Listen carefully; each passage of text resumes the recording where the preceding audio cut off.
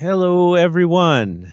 I am back today with Michael on the Kennedy script, and I think we ought to have like a little moment to just make sure that everyone that is about to embark on the journey of listening to our sessions come to notice that these sessions are for the more advanced student of the Bible, and they're not necessarily going to be popular.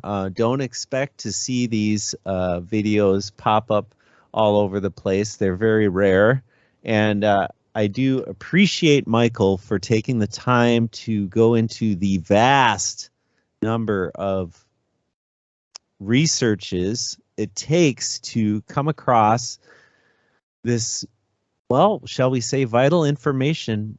Welcome, Michael. Yeah, welcome, dear Brett. Hello, dear listeners, and let's go into the session 50. We are seeing the end of the tunnel, so that means after that session, I estimate there were only 3 sessions or 2 sessions left.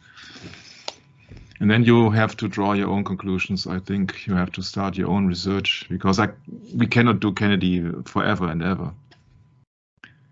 But yeah, I think there are limits, Michael. Yeah, also we have to take into consideration that one of the major conspiracy theorists was that what JFK had been killed, or the reason that JFK had been killed, is his refusal against the Vietnam War. And so we have to take that into consideration. That won't be easy, and that won't be a nice, easy topic to go into. So this session is called Cardinal War. It is about the Roman Catholic Church in general, and on Francis Cardinal Spellman in particular. That's a picture of him. You see that a soldier of Christ usually means a spiritual soldier, but these people always got it wrong, and so they strive for power. And you know that proverb is about that all that hate me love death. Oh, isn't that interesting you say that, Michael? I was just thinking about that a moment ago. You know, how much we have endured into this crisis that we have, and we don't even need to go into any details, because everybody knows what we're talking about. Because if we talk about it on this platform, we lose videos, we lose what can we say? Future social credit score or something. So, isn't it interesting how much information gets squashed and erased and dealt with, for standing up and being heretical to the common doctrine of today. So, yeah, Michael, they do love death. They want to see death, and they don't want to tell you about it, dear listener. They just want you to drone along and have no conscience whatsoever. They would rather fill you with their conscience so that you don't have to think for yourself. What kind of world is this, Michael?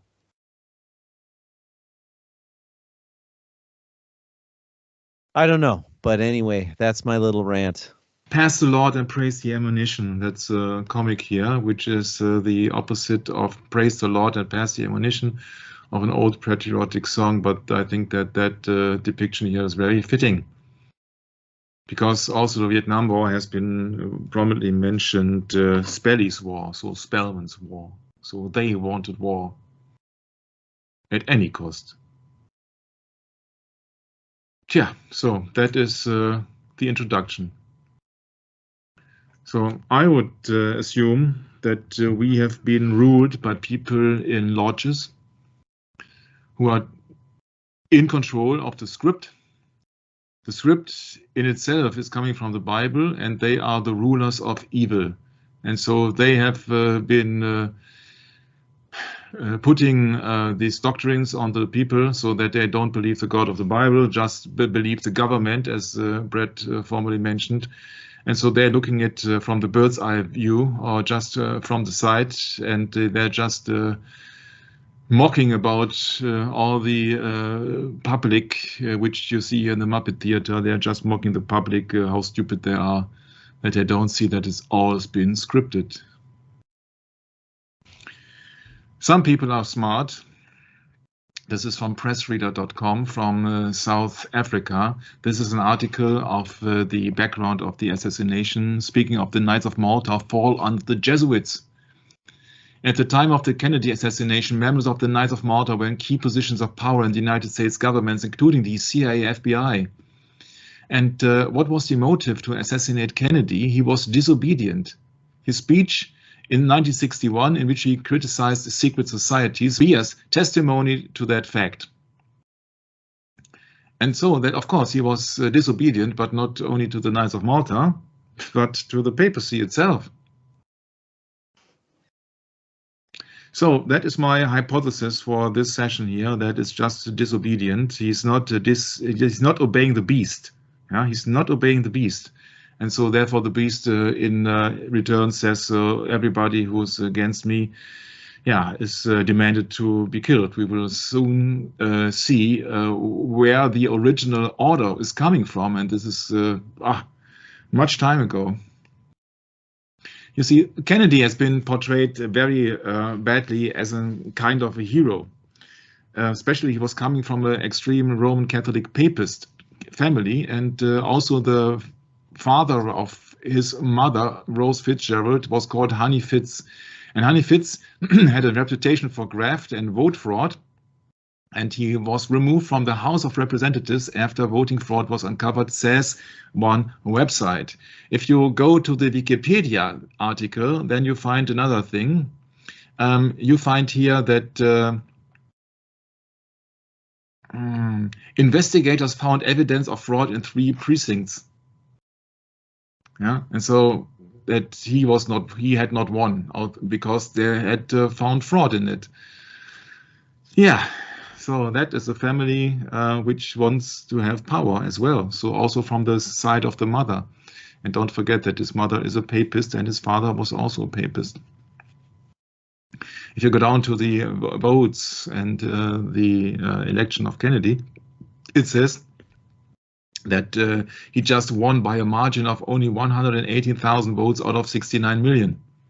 Yeah, so he needed every vote of every Protestant voter, of every Catholic voter, of any whatsoever. But and now I had an idea which might sound strange, but if you really see that his mother was a countess of the Pope, or the Countess of the Papacy, she held a very special title in 1950, and his father was a Knight of Malta. Then whom do they serve? They serve the papacy. And then it would be naturally explained why his mother reacted that way when she realized and she saw and she knew that he was assassinated. Because it has been said, rumor has it, that she paced around and she put things in order and she said the rosary. But, and it's a big but, you see that maybe someone has declared that it was just an order from God, yeah, so to speak, because whom do these people serve other than the papacy, which declares himself as the vicar of Christ? Yeah, right. That's logical, Michael. Mm-hmm. Yeah, so in their belief system, the Pope was ranking higher than their own son as an American president. Of course, yeah. Yeah. Yes, and also his wife, Jacqueline Kennedy, which I assume that she was responsible for his death. She said in an article against columnist Arthur Crook that about her own husband, he's such a poor Catholic. Yeah, so Kennedy was not regarded for having a big faith in the papacy, and that sounds a little bit more that she was having an argument with him about his belief. And imagine when she said that against a columnist, then think what the reactions of JFK's parents were when they both also served the papacy directly. So I would think that Kennedy had no friends, also enemies, so to speak, in his own family and his own wife, because when it comes to belief, everybody was down to obey the Pope except John F. And of course, maybe Robert F. Yeah, but you know that both were assassinated. Although he said that he was not the Catholic candidate for president, you know that his speech was scripted, and that was not, there were not his own words, most likely, so to speak, that of course he was the Roman Catholic candidate. Otherwise, he would not have been made president in the United States of America. You don't believe me? You don't have to believe me. We would just falsify that in the very next minutes here in that session here. On the other hand, when Kennedy had been assassinated, then the Pope said in an official speech he was the first Catholic president of the United States. So that means that the papacy regarded John F. Kennedy as a Catholic president. You see the problem here? When the papacy said that Kennedy was the first Catholic president of the United States, they shine the light on his belief. But he, on his campaign, tries to shine the light to his presidency and politics away from religion.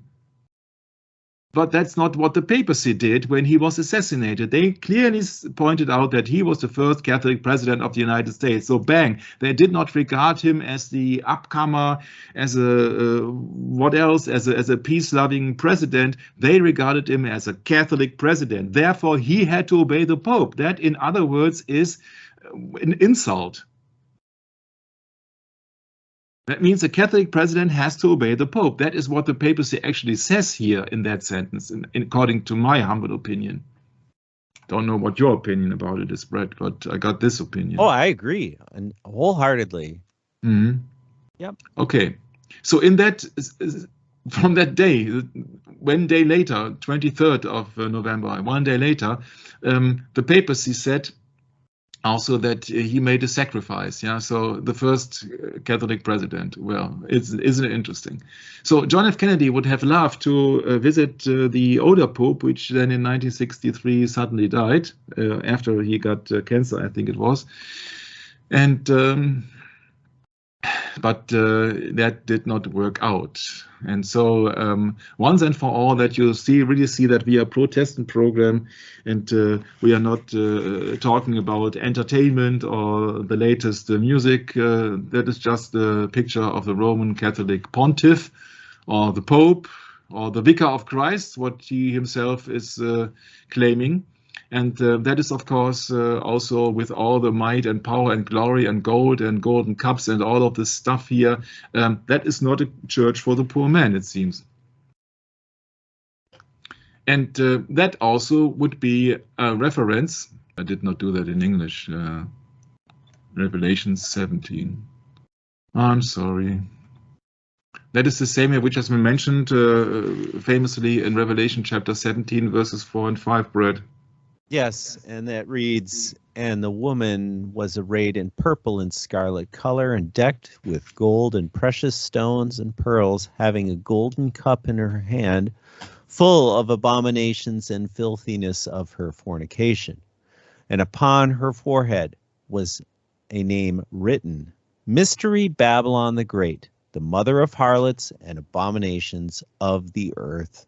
Mm-hmm. Yeah, and you can see that in context here, that also a woman stands for a church. Yeah, this woman also is arrayed with scarlet and purple. And then the next verse in that context would be a picture of the Pope together with the so-called kings of the European Union countries. For example, you see here the ex-German Chancellor Angela Merkel, and that would be then Revelation 17:2. Yeah, and that reads, "With whom the kings of the earth have committed fornication, and the inhabitants of the earth have been made drunk with the wine of her fornication." Mm. Yeah, and this woman was arrayed in purple and scarlet, and That's the pictures of the Roman Catholic Church. Yeah, and also the woman drunken with the blood of the saints. Yeah, so that is a church which is raging war.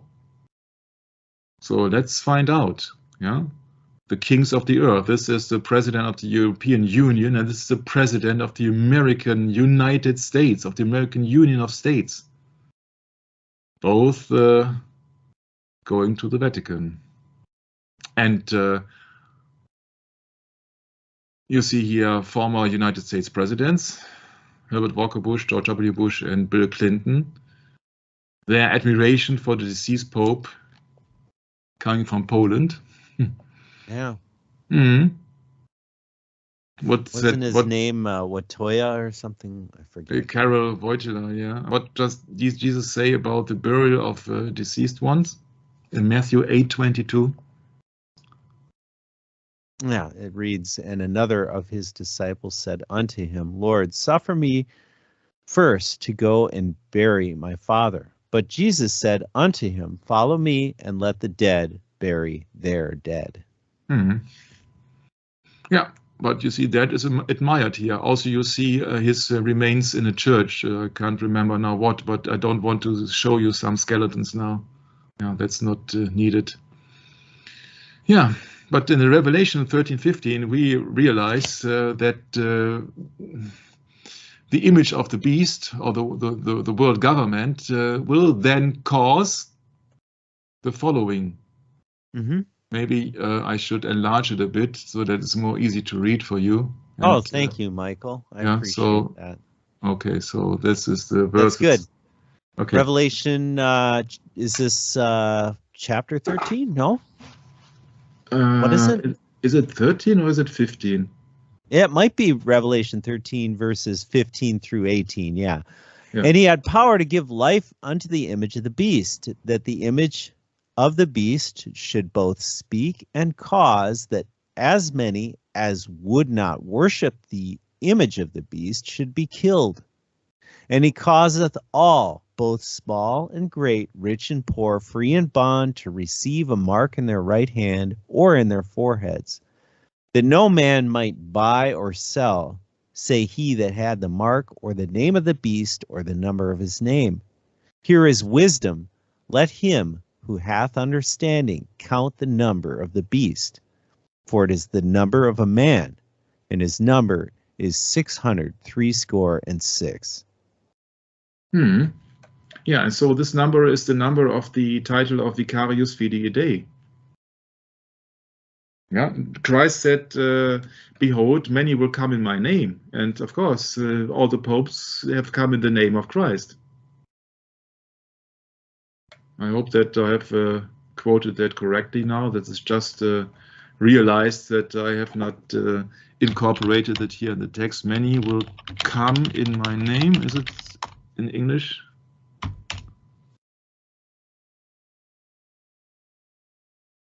Yeah, Mark 13:6. Yeah, that's, in my humble opinion, we talked about that earlier in the science session, I think it was. That's the title of the papacy. Mark 13:6. Saying, I'm Christ, and they shall deceive many. Yeah, so that is the biggest church on earth. And they have the title of Vicarius Filii Dei, or head.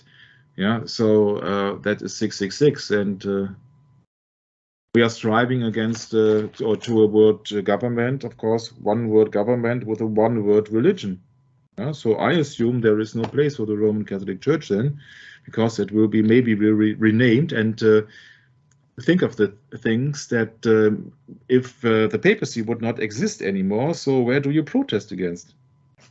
So this 666 finger sign of Vicarius Filii Dei, we see that in the JFK movie of Oliver Stone. Yeah, when Mr. X asked here now Kevin Costner, who benefited? Yeah, so that is 666 benefited. Who had the power to cover it up? Who benefited? Yeah, that is the Roman Catholic Church, Vicarius Filii Dei, or the Antichrist. In the place of Christ. Yeah, many shall come and deceive you and say, I am the Christ, so like the papacy. And then the camera switches. The next picture is just simply the Washington Monument, which is nothing more than the obelisk of Nimrod, or the obelisk of Osiris, the same obelisk you see in the Didi Plaza. And the same obelisk, not only Didi Plaza, but also in Rome, on the St. Peter Square, from both sides of the angle. You see, this is directly in front of the cathedral. And for the entire understanding, let's just incorporate here from the Didi Plaza the obelisk. Obelisk. So, but let's look it up. Yeah. Then you got the obelisk. Yeah. What a coincidence, huh? What a coincidence. In the JFK movie, in the Didi Plaza, in the Washington Monument, you got an obelisk. In Didi Plaza, you got an obelisk. And at the St. Peter Square, you got an obelisk. Even with the sign of Anu, and also a male organ, and also a sun clock, and yeah. So it directly points to Rome. If you compare the capital, Washington capital, with the St. Peter's, yeah, then it's quite obvious. So what did the Pope say one day after the assassination of Kennedy took place? A papal message. Yeah. The tragic news of the killing of the President of the United States of America, John Fitzgerald Kennedy, and the serious wounding of John Connelly. Yeah, that is debatable. Yeah, we will soon go into this also. We pray to God that the sacrifice of John Kennedy may be made to favor the cause he promoted. Yeah, so what's their God? The God of this world, huh? If he is the Antichrist, then this is the anti-God. Yeah, so that is Satan. Okay. You can easily see that when it comes to the communion or the Eucharist. Because in Matthew 26:26, what did the Bible say about the Last Supper? Yeah. He says, I have to look it up here. It's just the one verse which says it all, Brett. Mm-hmm. Oh, yeah. And they were eating, Jesus took bread and blessed it and break it. And break it. Yeah, and so this is breaking bread. Or broken bread. Yeah, and so this is the bread that the papacy is presenting you. Yeah. This is a circular object, which could also depict the sun, but the circular object can only be made by machines or in older times with a square. With a circle. Sorry, with a circle. Oh, compass. This is a compass. Okay, yeah, this is with a compass. Yeah, so also compass, very interesting symbol of the Freemasonry. Yeah, yeah, but that is not a broken bread. See? Yeah, this is a sun symbol here, the circular object, like the Jesuits.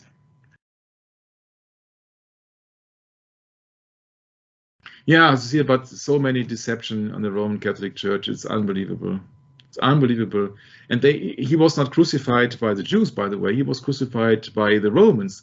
The Jews were the people who betrayed Jesus and his disciples, because they were the high priest and scribes and the elders in the council took place at the high priest Caiaphas. But not only did the Jews reject Jesus, but the Jews rejected the gospel when they were confronted in the book of Acts.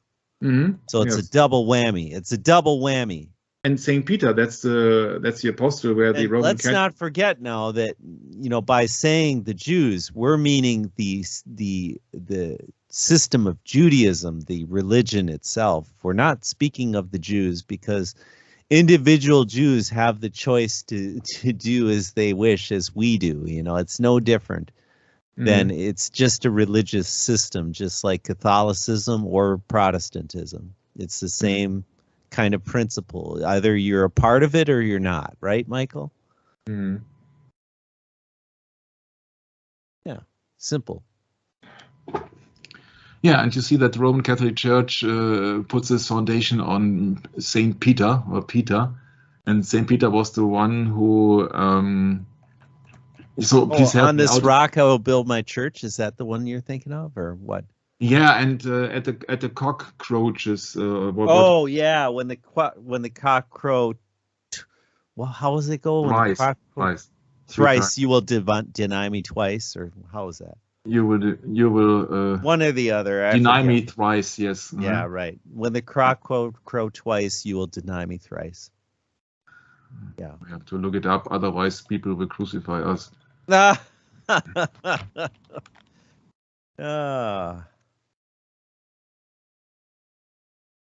there you got it. Matthew 26.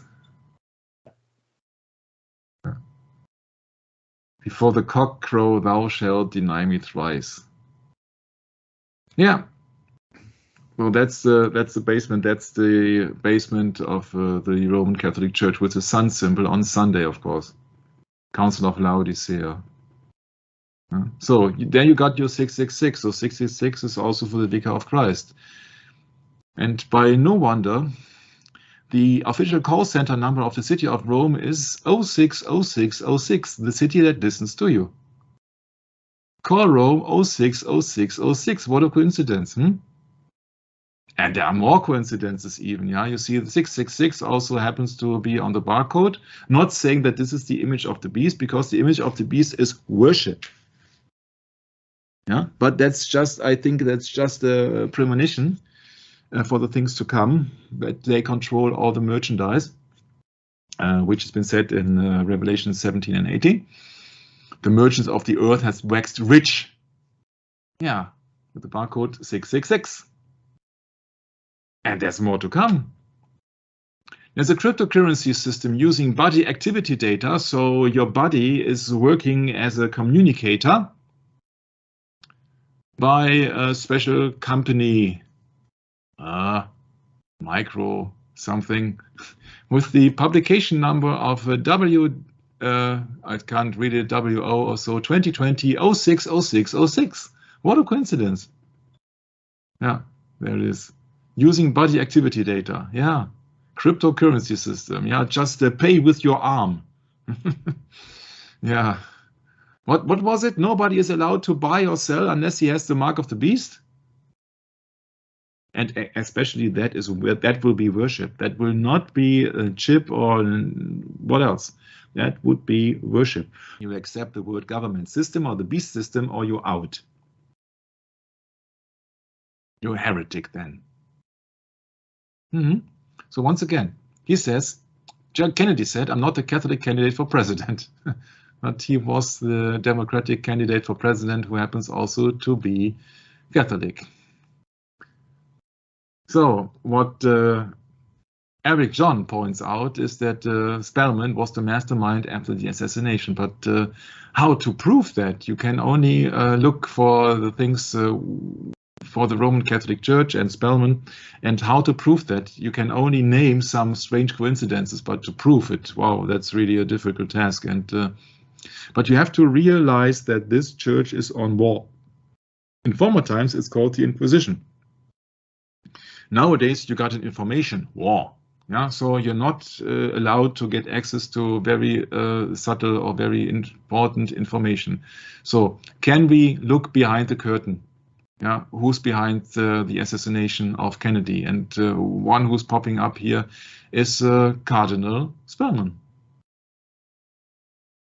Who's sitting here, or who's standing here actually, because he's a bit small, yeah, who's standing here between the both candidates, being Kennedy and being Nixon? And he favored Nixon. Why? We will soon find out. Yeah.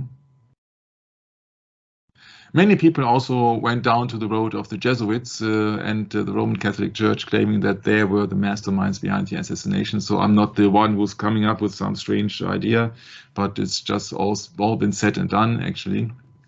One of them being an American military officer from Herbert Charles Holdridge. Yeah, and he says here in the election of Kennedy becoming the president, he says there are too many Catholics in the country. And after the assassination, actually, he has sent also other letters. So this very letter, complicity of Lyndon B. Johnson in the murders of John F. Kennedy and Lee Harvey Oswald. And he's pointing the finger to the forces of the Vatican. Yeah. So we're not the only ones who are seeing the clerical masterminds behind this assassination of Kennedy. Yeah. Jesuitical double talk, undoubtedly written by a Jesuit. Yeah, he's so right in that. He's so right in that. Yeah, actually, Kennedy also had been educated in a Jesuitical way. What do you expect? What would you expect? So we are not the only ones. The researcher Daryl Eberhard, who is a dear friend of us, he was once doing a session together with us according to Assassinations Tell One Tale. And on this occasion, Brett has recorded this session and put it up on his BitChute channel, Truth to Set Us Free, because that content is not allowed here on that platform. And Daryl has done so much research and looked up so many books that I wanted to quote him here as well. You know, Daryl has a military background and a Secret Service background also, so he was very interested in finding out the real details in the background of the assassination. And he, of course, concluded that these are the same people behind the assassination of Kennedy who were behind the assassination of Lincoln, because both presidents did not serve the papacy, but were directly opposing the papacy. Yeah, and also these strange coincidences. Yeah, Lincoln in a Ford theater, then Oswald going to a theater, and Kennedy riding in a Lincoln, and thousands of 100 years apart, and thousands of strange coincidences here. But let's look it up what Daryl has to say about it. Yeah. He says you see the cruelty of the Roman Catholic Church, for example, in genocide against the Serb Orthodox Christians and Jews in fascist Croatia in the Second World War. Yeah, what I think that is totally not an item to talk or to discuss in the United States. What happened in Europe 80 years ago, nobody is that much interested in, I think. Yeah, but he's quoting also many interesting quotations and books here. Yeah, so there are big amount of people on the ranks of Knight of Columbus. That's a very powerful organization. And when it comes down to Thomas M. Harris, for example, Brigadier General in the Union Army during the Civil War, he wrote a book of Rome's responsibility of the assassination of Abraham Lincoln. Once again, Rome's responsibility for the assassination of Abraham Lincoln. In 1897, he says it would seem that the Jesuits had in mind from the beginning of the war. And he was just claiming out that the president had been mortally wounded by a Knight of the Golden Circle, John Wilkes Booth. And also John Surratt, who has planned this, what else to say, assassination, he later fled to the Vatican, where he was discovered. Yeah, so it's clearly Rome behind the assassination of Lincoln. Yeah, so it's very easy to think about that Rome could be behind the assassination of Kennedy as well. On page 16 of the book of Daryl, which is a reprint, it's been quoted, "It was the Pope of Rome, and he alone of all the European potentates, that gave his recognition and his blessing to the Confederate government," so the opposition of Abraham Lincoln, yeah, in 1863, and he was being killed in 1865. Against Lincoln. Another author is Dave Hunt of the United States of America. He wrote a book called The Roman Rights the Beast. And he says that the Constitution of the United States was condemned by the papacy because it separated church and state and prohibited the establishment of any religion as an official state religion by the government. Yeah? So it is, once again, it's the church above the state. Yeah? Condemned by the papacy. The Pope has thousands of Secret Service agents worldwide. They include Jesuits, the Knights of Columbus, Knights of Malta, Opus Dei, and others. They are second to none. The Vatican's intelligence service is second to none. It also includes the local parish priest and his confessional. Sure, these people know secrets. A certain John Wayne or J. Wayne Lawrence of the United States in 1855 has been quoted by Gerald. The book is called The Crisis or the Enemies of America en Masse in 1855. Dear listener, this is almost 170 years ago. In that very book, it has been stated that we recognize in the Roman Catholic priesthood and the Jesuit Brotherhood two distinct political organizations united in purpose and using religion as a mask for political purpose, as they always have done in all ages and countries. And I found a very interesting page in that very book. On page 13, this, said the Jesuit with a very smile, you suppose to be the system of your own country. The answer is, I do not suppose it, said the American, I know it. Now, said the Jesuit, listen to me a few moments and I will tell you what I know. Your president is elected by the conclave of cardinals at Rome, the same who elect the Pope. Your people nominate the candidates. Our confidential agents select from the number the one whom they believe to be the most favorable in the interest of the Church. His name with those of the other candidates is reported to the cardinals and the Pope. When their decision is announced to the confidential friends of the Pope and the cardinals in the United States, they send forth their orders through the priest, and the whole Roman Catholic vote is thrown for the candidate who is favored by the Church.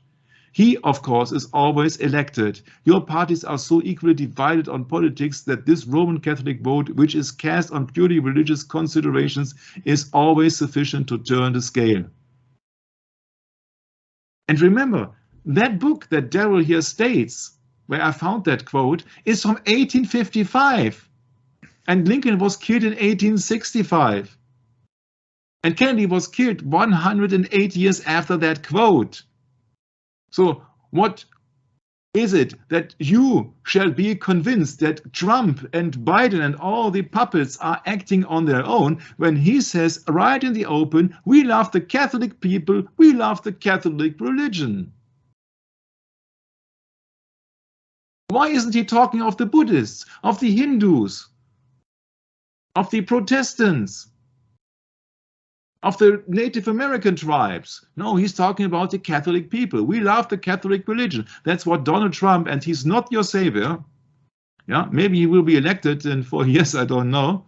And I don't care, because these are just all puppets. Yeah, this 2 is years, one of, Michael. Huh? 2 years. 2 years from now. Okay. Yeah. Yeah. Yeah, thank you. He's just a puppet like all the other puppets.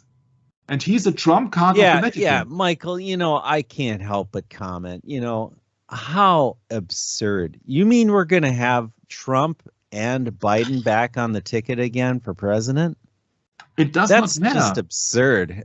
It does not matter. It's kind of a joke. Yeah, it matters in the sense that everyone in the whole world can see how much of a joke the United States is. The political system here is completely corrupt. It's gone. And, you know, I think Europe is about the same. Mm. Yeah. We're toast as far as our governments are concerned. The European Union is just an offspring of the American Union. You see, there's both unions of, and in Europe it's much more worse. You see that we are consisting here of a union consisting of different people, different cultures, different languages, where all in America the official language is English. Yeah, so Europe is not it's one continent, but they are not just one people. There are so different people that you can't put in together. So that will create more mess, which is, of course, is one of the backgrounds of policy: divide and conquer. Yeah, yeah, putting people and doing artificial borders in Arabic countries, so that that will create new havoc, and that's on purpose. They create a crisis and they deliver the solution. Yeah, you see that it's Hegelian dialectic. Yeah, yeah, problem, reaction, solution. And when Trump here says in the open, we love the Catholic people, we love the Catholic religion. Imagine that if John F. Kennedy would have said that. He said, oh no, I'm not the Catholic candidate for president. And Trump says, oh, we love the Catholic people. We love the Catholic religion, and it goes on and on and on. He says, I will defend the rights of religious believers of every race, religion, color, and creed. Yeah, then I hope that... yeah, Michael, I can't help but, comment again, because if anyone listening has not watched the Al Smith dinner in 2016 or 15, whatever it was, I think it was 15, right? Because it was the election. Or was it 16? Yeah, 2016. I'm sorry. Of course, that was the year that the election was held, correct? So, yeah, go watch that. And, I think that may be the last Al Smith dinner we're ever going to have. But I might be wrong. But, I mean, could anyone be more obviously trying to swing the Catholics than Mr. Trump? I mean, he just seems like the biggest suck up we've ever seen in the history of the world in terms of trying to impress the Catholic vote. Of course, Hillary Clinton did a pretty good job too. So yeah, go check it out and watch the whole thing. Just absorb that all in, and if you can, just try and stomach through it. It's absolutely incredible what Trump said in that speech he made, and same with Hillary Clinton. Both of them. I mean, it was just like, you got to be kidding me. You can't make this stuff up, Michael.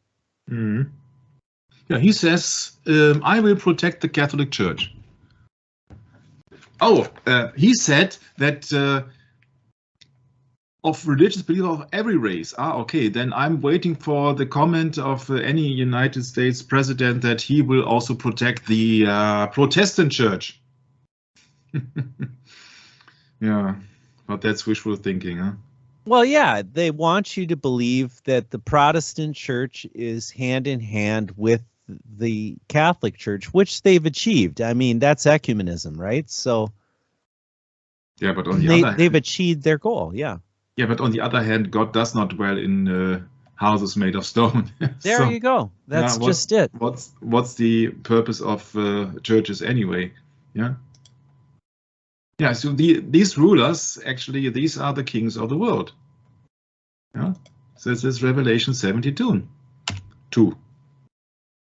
Well, the kings of the earth. So that's exactly what the entire world needs to repent of, but I don't think it can, Michael, because we've drifted so far away from God now that,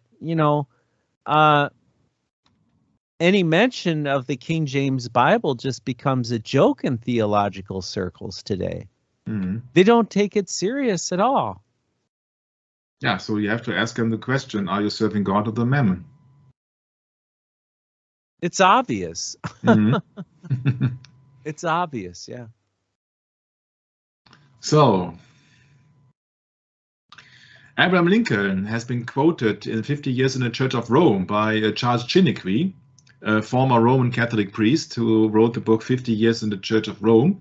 He said, Abraham Lincoln himself, the American Civil War would have never been possible without the sinister influence of the Jesuits. We owe it to popery that we now see our land reddened with the blood of a noble son.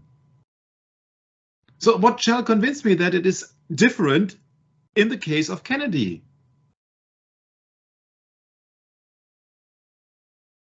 Yeah, so many people have written about it. Professor Morse from the Morse alphabet and all the stuff.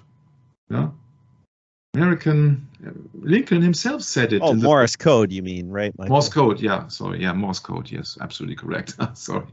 Yeah. So Samuel Morse in the book Foreign Conspiracy Against a Conspiracy, a word that nowadays has been very infamous. Foreign Conspiracy Against the Liberties of the United States. Samuel Finley Breese, Morse.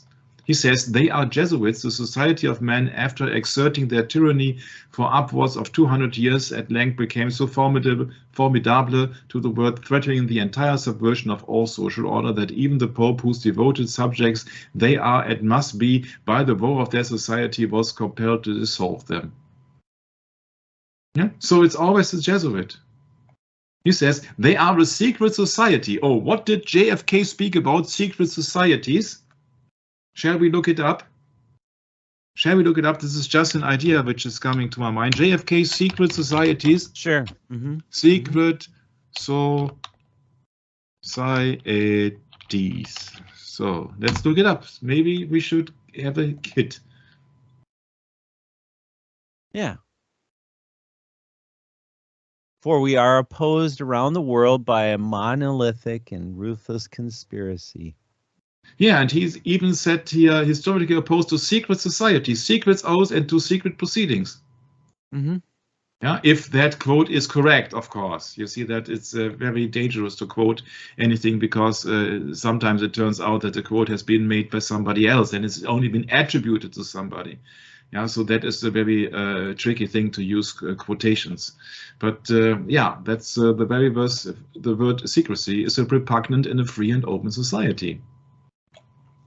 Yeah, and then you got the book of Samuel Morse just claiming especially that.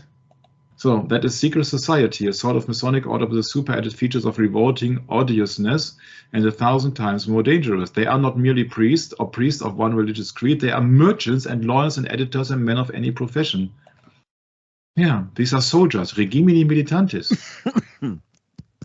Yeah. They are commanded by their general, so it is a military order, like the Sovereign Military Order of Malta. So a general. Jesuit superior general, you see that the name and the rank tells it all. Yeah. So many people have talked about it. I was just quoting some of all the huge amount of books that Daryl has portrayed and has recommended us. For example, F. Tapasauci, Rulers of Evil. Yeah, this is the American one, Rulers of Evil. The Holy Alliance, 1992. Yeah, we will soon talk about that. Not in this session, though. Yeah. Who rules the world? Said or asks Daryl. Yeah. Who rules the world? Yeah. He says Jesuits are controlling all sides on nearly every issue, and their main target is to cause chaos. Out of chaos to bring in their desired goal. So you see that chaos is also a very prominently item in the Freemasonry. Yeah. Yeah, and many people, yes, you see that Donald Trump also uses that hand sign. Yeah, so these people are being just controlled. Yeah, they're getting away with that. Of course, they're getting away with everything. So this is just the Jesuitical theater. Yeah. So communism is also an invention of the Jesuits in Paraguay, in South Africa. In South America. Yeah. Yeah, it's Matthew D. Butler, who has revealed overthrow, assassination, or overthrow conspiracy against Roosevelt, who was also Freemason. Yeah, you have to believe it, but maybe that has been done on purpose. I don't know. But we don't have any Matthew D. Butler around here nowadays, it seems. Yeah, so we don't have much honest people. The higher these people are in a satanic hierarchy, what do we expect? What their mindset is? Yeah, the more evil and sinister they are. Yeah. Yeah, this is all coming from fascist regimes to take over states and to put them in a kind of a tyranny, in a military state. Yeah, you see that Adolf Hitler, the German so-called chancellor, or better words, German dictator, always was running around in a military uniform. Yeah, why? Because it was a fascist state. Also, the military-industrial complex speech from Dwight Eisenhower, the former US president, actually means religion. Yeah. So what shall be different in the case of Kennedy then? When it happened to Abraham Lincoln 100 years before Kennedy, almost to the day, or almost to the year. Yeah, Jesuits perfected communism with their reductions in Paraguay. which bore a close resemblance to Nazi labor camps. Yeah, sure, that's always the same. Yeah. So what do we expect from a state when the leaders of the state, this is Italy and this is Germany. So if people are accusing Germans of being a Nazi, which is extremely popular here in Germany, that every time you try to put out some interesting content about the Second World War, people will label you as a Nazi. Yeah. So you see that this is the former dictator of Italy, Benito Mussolini, the man who put the Lateran Treaty into power in 1929, who gave full sovereignty to the Vatican in 1929. So please expect the Vatican to have a big celebrate good times, come on, celebration in 2029, Brett. Of course. 100 years February, I think it's February 11, isn't it? I have to look it up, actually. The Lateran Treaty. Lateran Treaty. Yeah, and Mussolini being called the man of providence. Mm-hmm. Yes, 11th of February, yeah. Mm-hmm. Oh, 11th of February, I'm sorry. Mm-hmm. No problem. Yeah, so back to the script. Yeah, you see that all these dictatorships from the fascist government, you see that people are accusing the Germans, but actually this development of erecting a fascist military dictator state was coming as a blueprint from Italy. But they don't tell you this. Yeah, everybody's good. I can be a Nazi. Yeah, I'm sorry for my voice now. But you see, this is so stupid. This is just an argumentum at personam, argument against a person, and had nothing to do with the item whatsoever. That is, when you're running out of arguments, you insult anybody of being or proclaim you be what else, a hypocrite, a transphobe person nowadays, very common, and Nazi and blah blah blah blah blah. Yeah, you see that has nothing to do with truth nowadays. It's just opinion. Yeah, and almost insulting the actor. Yeah, so behind the dictators. Yeah, so behind the dictators, both have been installed by Rome. In the case of Mussolini, it's quite obvious that they have presented the public somebody who has then been made the Italian Republic, and they gave sovereignty to the Vatican State then. Oh, come on. Yeah, and then a few years later, after the Vatican Treaty, at the Lateran Treaty, 4 years later, they put an Austrian workless painter into the position of the German Führer, or the German leader, Adolf Hitler. Yeah, and we know that he has not written his books himself, and it's just actors. These are actors. Putting away the spotlight from the papacy to people who have been presented in the television, and former days, of course, not television, but in the radio broadcast and in the news letters and newspapers. Yeah, so they both have fascism. And why do you carry fascists in your American Senate, Brett? What kind of idea? Well, yeah. I think it's obvious. It's obvious, yes. Yeah. General Butler, Smetty D. Butler, story of a fascist master in Washington. Yeah, what we are from? Mm-hmm. Yeah, from Italy.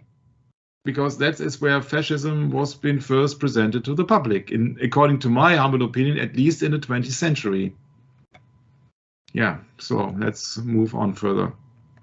Daryl asks, have we forgotten that during the Woodrow Wilson 2 terms presidency, just about every single key position in the federal government was held by a 4th-degree Knight of Columbus?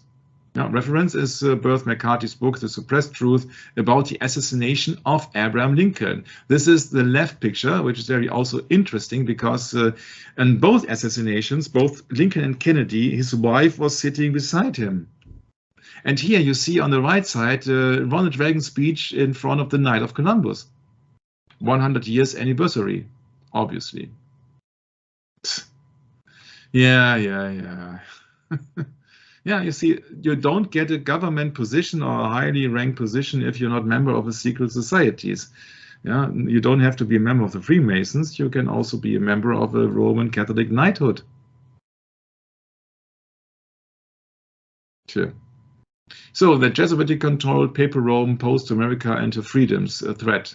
Of course, these are just warnings from people who are being ignored then, because everybody is looking after the money and not after his faith or after morals, I don't know.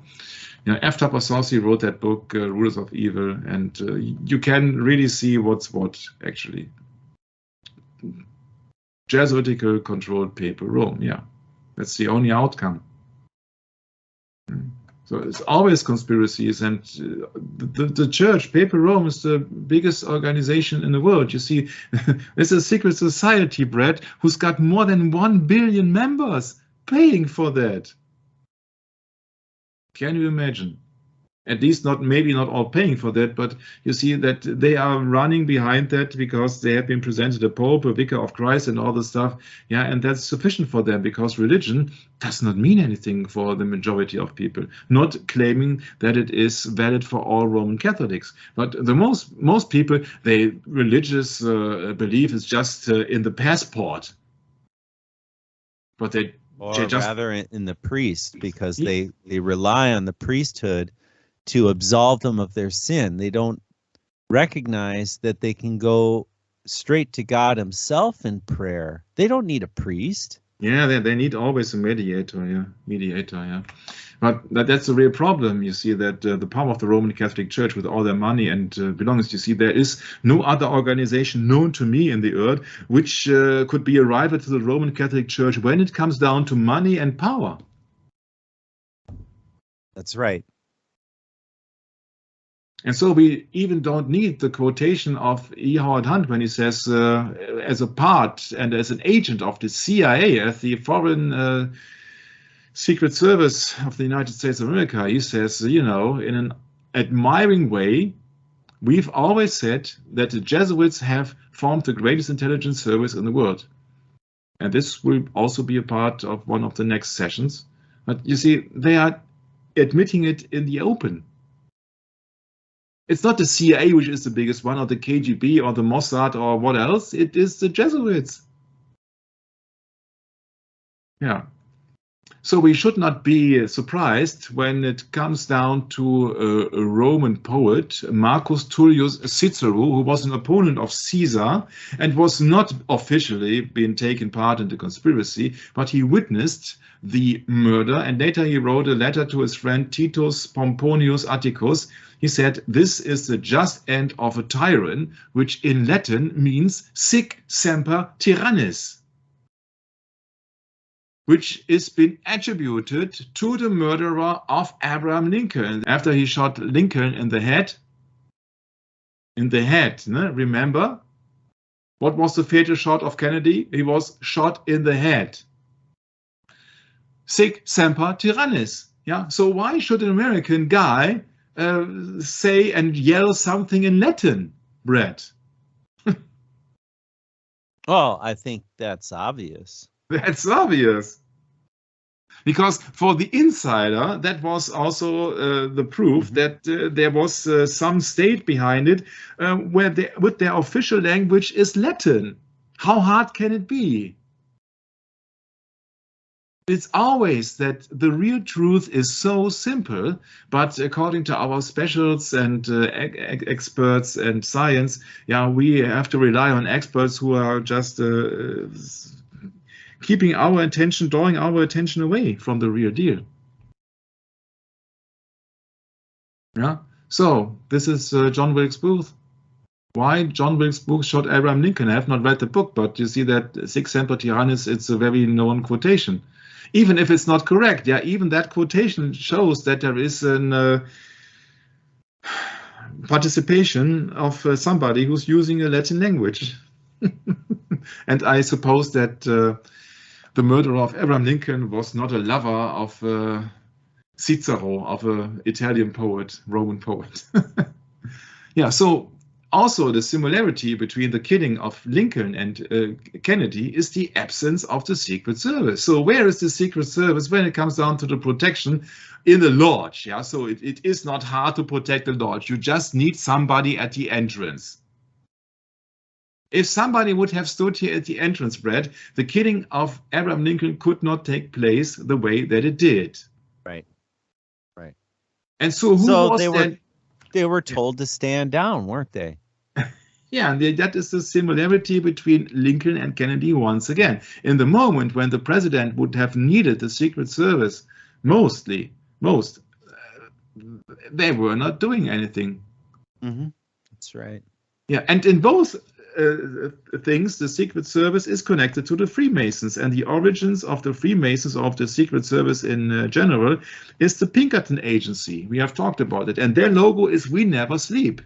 Yeah, but what did they do during the assassination of Kennedy, and what did they do during the assassination of Lincoln? Did they sleep, or did they just close their eyes, or their one eye? Yeah, you see, he's been surrounded by Freemasons. Yeah. This is the founder of the United States Secret Service, if you would like to say so. Secret Service being a runner-up to the Pinkerton Agency. This is Mr. Pinkerton, a criminal from the United Kingdom. Sometimes it's just, you can only shake your head. How simple it is if you really see that in both cases there was no protection for the president. And then he is shouting out the Latin quote. My. So the questions that JFK assassination researchers cannot answer, or the most of the questions, is they cannot answer why it is that nobody in and around the car can be seen ducking until after the fatal headshot. So if there were so many shots occurring in the Dealey Plaza, why were people not trying to cover, to get any cover, or to run away, or what else? You only see that after the fatal headshot, that people are running towards, of course, the Dealey Plaza grassy knoll. Also, many of the same people claim that the Secret Service driver, William Greer, slowed the limousine so that the snipers could get a good shot at the president. However, anybody with a brain should ask the question, if this were the case, wouldn't Greer have been concerned about being hit himself? Yeah, good point.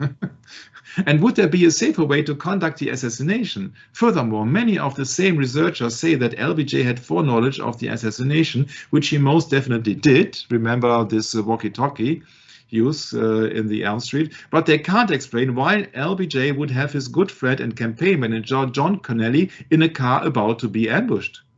Finally, there's a question of why Jackie climbed on the back of the car. Yeah, the nonsense model, there is brain matter on the trunk, or she was trying to get away from Greer. But it seems to this researcher that sprawling out of the trunk would make her a better target if there were indeed snipers firing live rounds at the car. Remember that Kellerman said, oh, there was a flurry of shots coming in, but everybody missed Jacqueline Kennedy. How hard can it be? Interesting, none of these so-called researchers who love Jackie so much have ever mentioned a letter that she was having employment in the CIA in 1951. And of course, she was a good friend of Allen Dulles. So she was CIA. Oh, never mind that she was cheating on her husband too. Yeah. So this is yeah. That's just like. Yeah. So this is checkmate. You see that Jackie Kennedy is the key. Exhuming John Connelly's body will also prove that Connelly was never hit and that all the people inside the car were involved in the assassination, and that is the only logical outcome in it. Because you won't risk the life of a Texan governor. If it was an inside job, which it clearly was, then you won't risk the life of a high-ranking politician. And everything could get wrong, you see that. Somebody could be blinded by the light, somebody could yell, somebody could miss something in action. Yeah. So they had a stand down at the Secret Service, also in the case of Kennedy. Foreknowledge and a stand down, yes, absolutely. And John Kennedy was LBJ's good friend. You see the both of them. Yeah, both have a totally love for hats. Yeah, you see, he won't let his head go,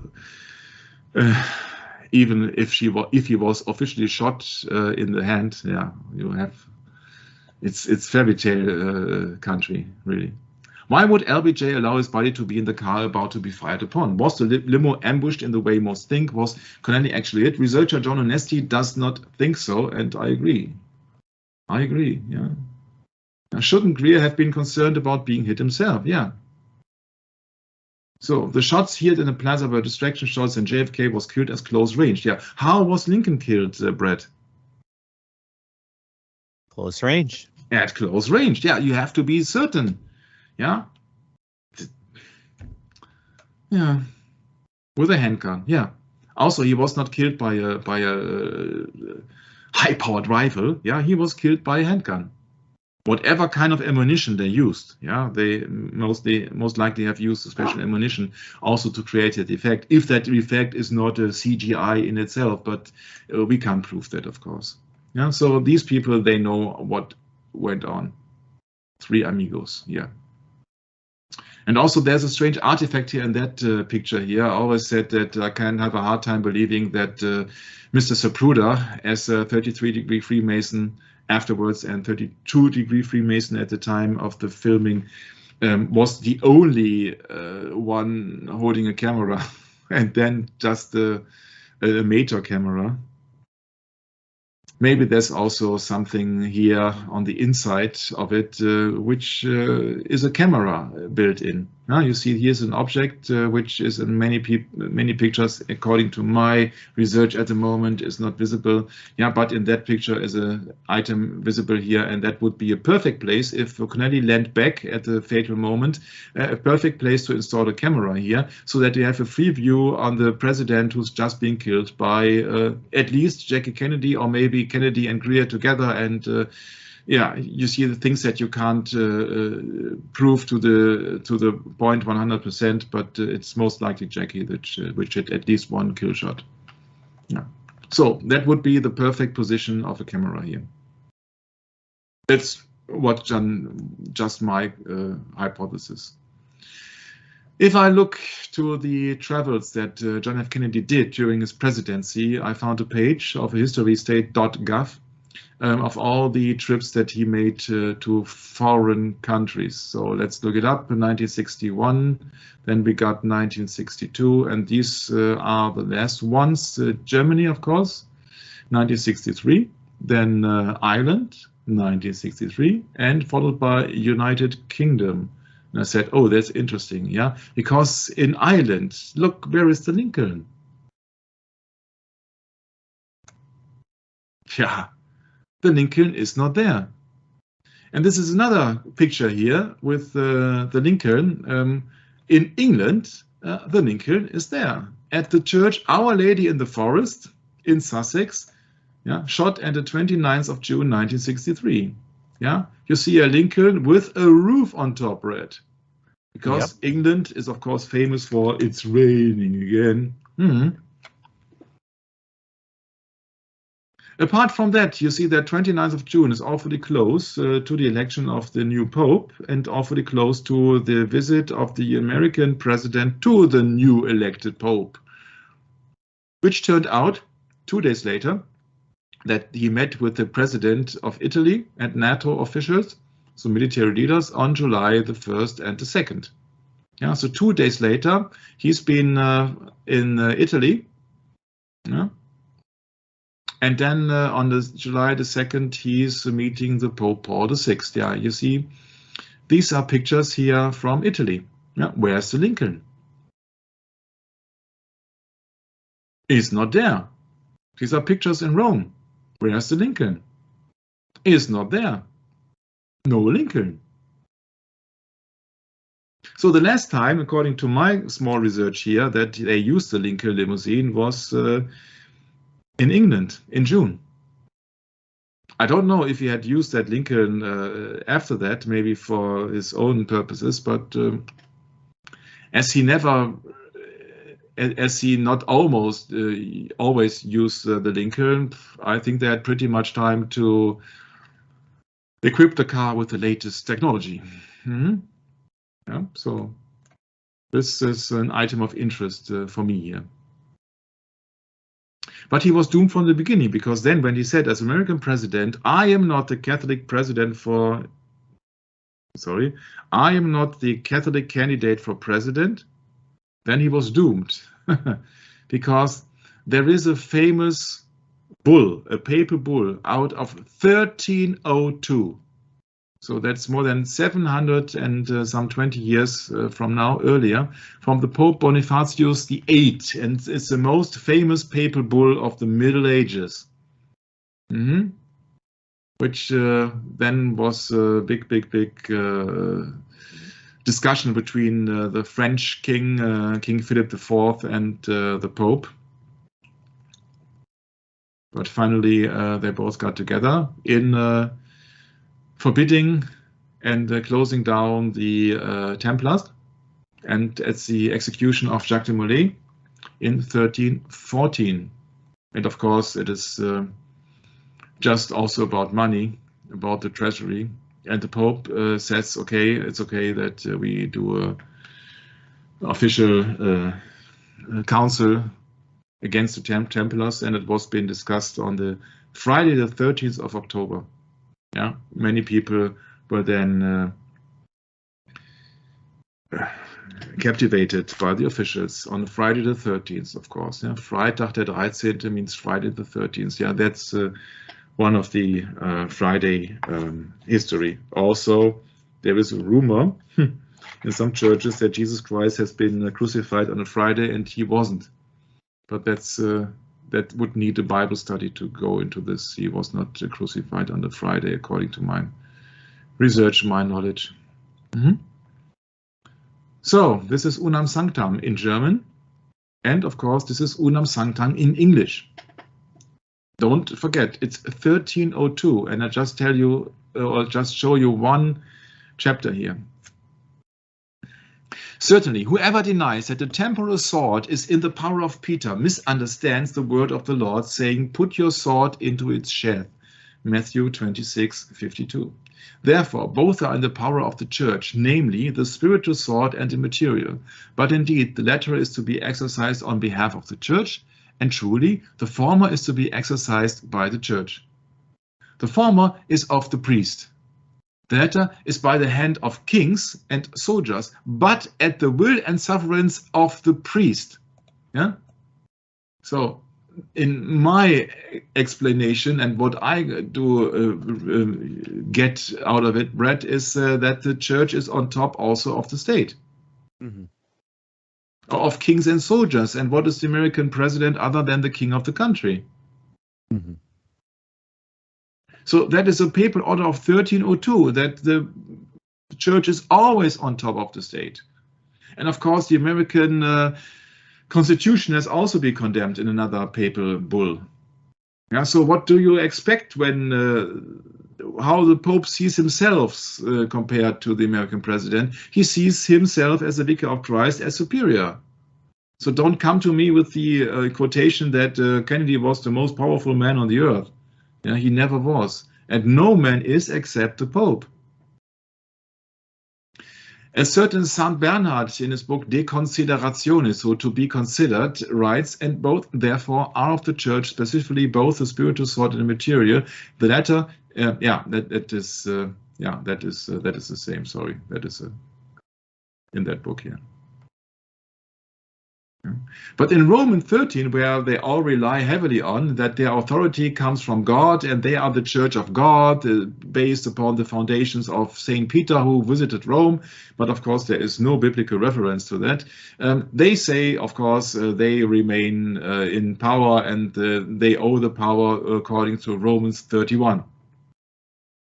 But if you really consider Romans 13, then Romans 13, Brett, in my humble opinion, does not speak about the Roman Catholic Church, and does not speak about the Vicar of Christ, does not speak of Saint Peter. It is just the claim of the Roman Catholic Church that they are the Church of Jesus Christ, which they aren't. Yeah, so everybody can rely on a quotation of the Bible, but the Bible clearly speaks out that there is no proof that Peter went to Rome, and even more than that, it says that God does not live in. I'm sorry, temples made with hands. Yes. Yeah. Yes. Thank you for stepping in. No problem. Yeah. So also, what are higher powers? You would demand a Bible study about it, but of course they rely on that. They say that they are the vicars of Christ, and they aren't. Yeah, they are clearly the image of the 2 Thessalonians. Yeah, maybe that is better for a general understanding. I don't know Sure. if that verse is much prominent here. 2 Thessalonians, it is chapter 2. Chapter 2. Yeah. Yeah. Yeah, that is verse 3 and 4, and that is clearly the papacy. Do you care to read it, Brett? Sure. Let no man deceive you by any means, for that day shall not come, except there come a call of falling away first, and that man of sin be revealed, the son of perdition, who opposeth and exalteth himself above all that is called God, or that is worshipped, so that he as God sitteth in the temple of God, showing himself that he is God. Yeah, so that is just also a wrong explanation of things. That you see that many people, they really think that, or they are so naive, they think that everybody who's been in a higher position, they're speaking the truth, they have authority, and so many things are being explained incorrectly, like INRI. Many people think that is Jesus of Nazareth, Rex, or the kings of the Jewish. Yeah, but in the Bible, it's clearly depicted that there's no abbreviation used on that cross. So that can't be. You can think of that any way you like it, but the most likely explanation about that abbreviation is it stands for Justum Neca Regis Impios, which means it is just to exterminate or annihilate impious or heretical kings, governments, or rulers. And now think about Sic Semper Tyrannis in the case of Abraham Lincoln. Both are using Latin abbreviations or Latin quotes. And who are the heretical kings? In the case of the Jesuits or Rome, it is clearly Abraham Lincoln and John F. Kennedy. It is not Ronald Reagan or Joe Biden. Because in the Bible, in John 19:19, the writing was Jesus of Nazareth, the King of the Jews, not INRI or INRI. And that has been mentioned here in Hebrew, Greek, and Latin. Why do you need the explanation that it has been written in 3 languages when they were using an abbreviation? So they have, of course, been a big number of letters here on top in 3 languages. The Bible does not speak of I and I. So that's another deception here. When we talked about here the fleeing of one of the accomplices of the assassination of Lincoln, Jörg and I were getting into the book of Griesinger, a German guy from the 19th century, about the trial of John Surratt, and also he has been hidden in the Vatican then, a papal zouaves. When he went to Rome and enlisted in the papal zouaves. What a coincidence, huh? Yeah. And I did many sessions with Jörg together in German, and we were reading that book, The Jesuits, the entire history of open and secret power from then to now, so to speak, about the regicide, which is a murder of a king. So they say that this is just to annihilate heretical kings. The end justifies the means, and there we are at our Francis Cardinal Spellman. In the Liberty magazine, it's been stated that there's a war within. A priest approaches a weapon, blesses this, and then sprinkles holy water on it. He does so because the weapon will be used for Christ's war. The scene is not from the Middle Ages, but given the mindset of the priest, it might as well be. It's 1965. The weapon blessed is a B-52 bomber about to go on a mission. Jesuitical sending out of agents. Christ's war and the American effort in Vietnam. The priest is Cardinal Francis Spellman. And now you see that I talked to Daryl some weeks ago, and he says people underestimate the influence of Cardinal Spellman in the assassination of John F. Kennedy because he hated Kennedy. And why? There is some possible cause mentioned here in the New York Times. Spellman pushes efforts to widen school measure, calls Kennedy's bills unfair. Kennedy did not want to promote the Roman Catholic Church when it comes down to state money to finance Catholic schools in the United States, and so they had a big argument about it, because Spellman demanded money from the state. Yeah. So it's also very interesting when you really see that he's a friend of the family also. But he was just officially he was promoting Nixon.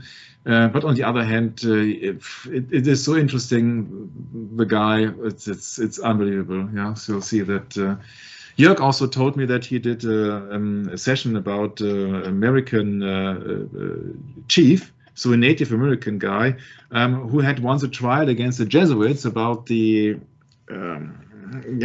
violation and the raping of children from the Jesuits, and they won that trial, and the Jesuit had to pay officially 166.1 million US dollars, if I remember correctly.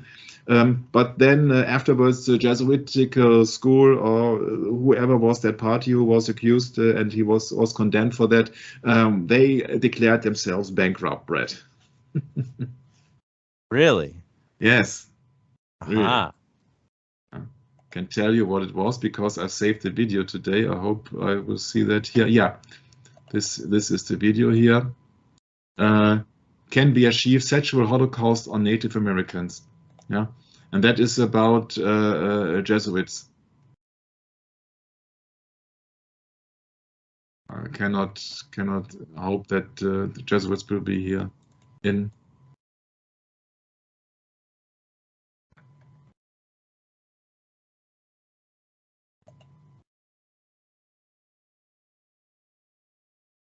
Yeah, sexual abuse trials of Jesuitical missions in Native American territory. Yeah, and one of them accused Cardinal Spellman of having affairs with boys, pedophiles. So.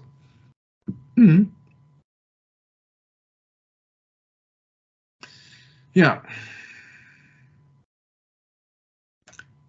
The word religious shall be added to the military-industrial complex term, and then you know who's got to be power in this land. That's the article here. Even there are so misled people. They're writing books about Vietnam and Christianity. A Vietnam veteran's transformation from army soldier to a warrior of God. Yeah. So they have been indoctrinated by the Roman Catholic Church and by the presence of Cardinal Spellman in Vietnam.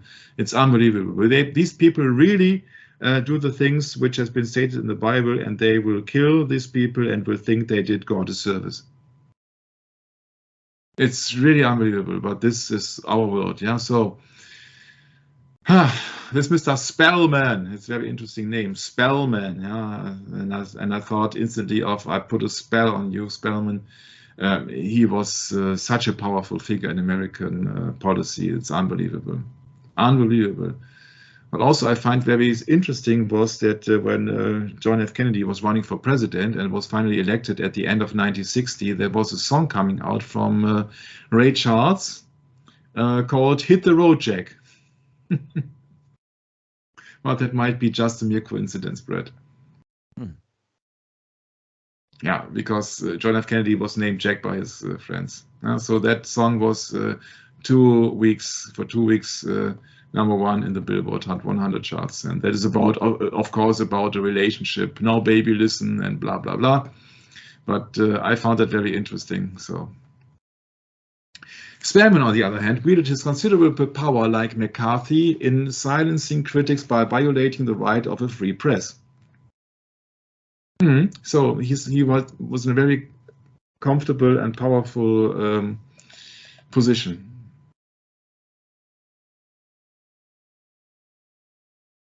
Yeah. And so they claimed that they were the soldiers of Christ, or the onward Christian soldiers. Yeah, but I think that a good soldier of Jesus Christ has been seen as to be in the service of Jesus Christ. And you see, would be a clear violation of the 6th commandment, "Thou shalt not kill." And Jesus Christ says that we shall love our enemies. So where is their point? Yeah, This is just pure indoctrination. Yeah. During the Second World War, Mr. Freemason, Franklin Delano Roosevelt handed over more power to Spellman, as in the Allied countries, their diplomats, because he was officially being announced as the vicar of the army, so the priest of the army, so the first among equals, or for the supreme head of the church for the army. Yeah, so people were bowing down in front of Spellman. Yeah, if you really want to know who are the most powerful figures of the world of the war is, or the Second World War, don't underestimate Francis Cardinal Spellman, because he was indoctrinating the youth that they shall kill in, for his church, that they gain more power. And also he was close to FBI Director J. Edgar Hoover, so no surprise there. And I found a very interesting article in a German newspaper, in Der Spiegel, Francis Cardinal Spellman. I will show that to you. This is very interesting to really realize, to see how big the influence was. This is coming from 1967 from the Spiegel, the German Mirror. I will do a translation for you. He was considered America's Pope. The popes of Rome treated the Archbishop of New York as an almost equal. Pius XII, who always ate alone, invited Francis Joseph Cardinal Spellman to his table. Of all those who wear purple in the Roman Catholic Church, only Cardinal Spellman, supreme prelate of the 46 million US Catholics, was able to reach Christ's vicars by telephone. And as the only cardinal, Spellman had a Roman pastor, Paul VI, as a guest at his residence. Spellman's congregation, like that of the Pope, was scattered all over the world. As a Catholic military vicar in the United States Armed Forces, he strengthened the souls of warriors between Wiesbaden, as in Germany, and Vietnam. The bishop in battle dress became the religious chief of staff of the American century. Was able to reach Christ's vicars by telephone. So he had close ties to Rome. And he appointed that position as military vicar in 1939, so at the beginning of the Second World War. It's a wolf in sheep's clothing again. Huh? All that they hate me, love death, Brett. Mm-hmm. Yeah. All the German priests also, they were waving their hands to the Roman salute, or the German salute then. And of course, all these people, Eugenio Pacelli here, the later Pope from 1939, he was former in Germany, in Munich. He was ambassador for the Vatican. He was papal nuncio, and he was signing the German Concordat with the Vatican. And among the people who were signing then were Franz von Papen, who was also military knight of Malta. Yeah, here you see that. From September the 13th, so a few days after the start of the Second World War, he was military vicar, and you see that what happening there is now happening here on the Ukraine. That people from the Orthodox Church are blessing weapons of destruction. All that they hate me, love death. He was a bishop of the Archdiocese of Boston, and was named a cardinal. And it's very interesting when we know that Kennedy was also born outside Boston in Brooklyn, Massachusetts. He applied to become military chaplain in the army, but could not meet the height requirements, so he was very short.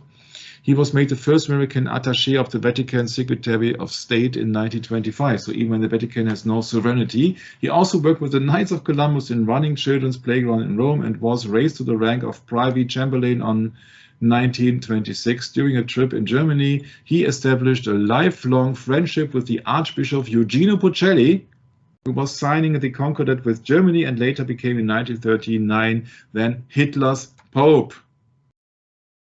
Pius XII, if I remember correctly. And then he was auxiliary bishop of Boston. So close ties to Pacelli, close ties to the papacy, close ties to Kennedy. During the trip, the later Pope, then Cardinal, later Pope, met with Roosevelt to discuss diplomatic recognition of the sovereignty of the Vatican State. Spellman was present at the meeting, which he arranged to take place. So he was been named the American Pope. My. And it's also a coincidence that they had a new Pope half a year before the Second World War, of course. Yeah, and Mr. Spellman hosted such prominent figures as the father of Mr. Kennedy himself, Joseph P. Kennedy, of course. Birds of a feather. Yeah, he was Sovereign Knight of Malta. You can go on and on, but people usually exclude the Roman Catholic view of all the things. He participated in 1958 papal conclave, which elected Pope John the 23rd. Sorry, he dismissed the vote and said that he's no pope. He should be selling bananas, and he served to a papal delegate in Guatemala. And yeah, you know that Guatemala has been mentioned by E. Howard Hunt then. Although Kennedy was a Catholic, Spellman supported Richard Nixon in the 1960 presidential election due to Kennedy's opposition to federal aid for parochial schools. Parochial. Oh, sorry, these parochial. Parochial. So sorry, these words are so uncommon. Yes, to me. Right. Right. Yeah, his support for Nixon ended a long partnership with Kennedy's father, Joseph Kennedy. Joseph P. Kennedy, sure. So Kennedy's aide, David Powers, you know, he was in the follow-up car of the Secret Service during the time of the assassination, recalled that in 1960, Kennedy asked him, "Why is Spellman against me?" To which he replied, "Spellman is the most powerful Catholic in the country. When you become president, you will be." So these two were rivals, and Spellman was in agony because Kennedy refused to give money from the state to his church, and which was the same church that John F. Kennedy was belonging to. So he saw his position in the government. He was very serious. I have to admit, sometimes I'm not in line that people used to see Kennedy as a hero or so. I think he was just making his own thing. But sometimes I must say that I'm quite astonished about the strict politics that Kennedy was having against the Vatican. And so that quote is coming from the book The American Pope, The Life and Times of Francis Cardinal Spellman. Spellman attended the Second Vatican Council from 1962 to 1965 and sat on his board of presidency. So don't believe for 1 minute that he's not a very influential guy in the Roman Catholic Church. Spellman, participating in the death of John the 23rd, participated in the conclave of 1963, which resulted in the election of Pope Paul VI, which is a pope which was in power as Kennedy was been killed. During the 1964 presidential election, Spellman supported Lyndon B. Johnson, whose Higher Education Facilities Act and Economic Opportunity Act had greatly benefited the church. Yeah, and of course he gave the money from the state to the church, Brett. Mm-hmm. Also, Jörg reminded me of the fact that years ago, it was Lyndon B. Johnson who created the 501c3 Act.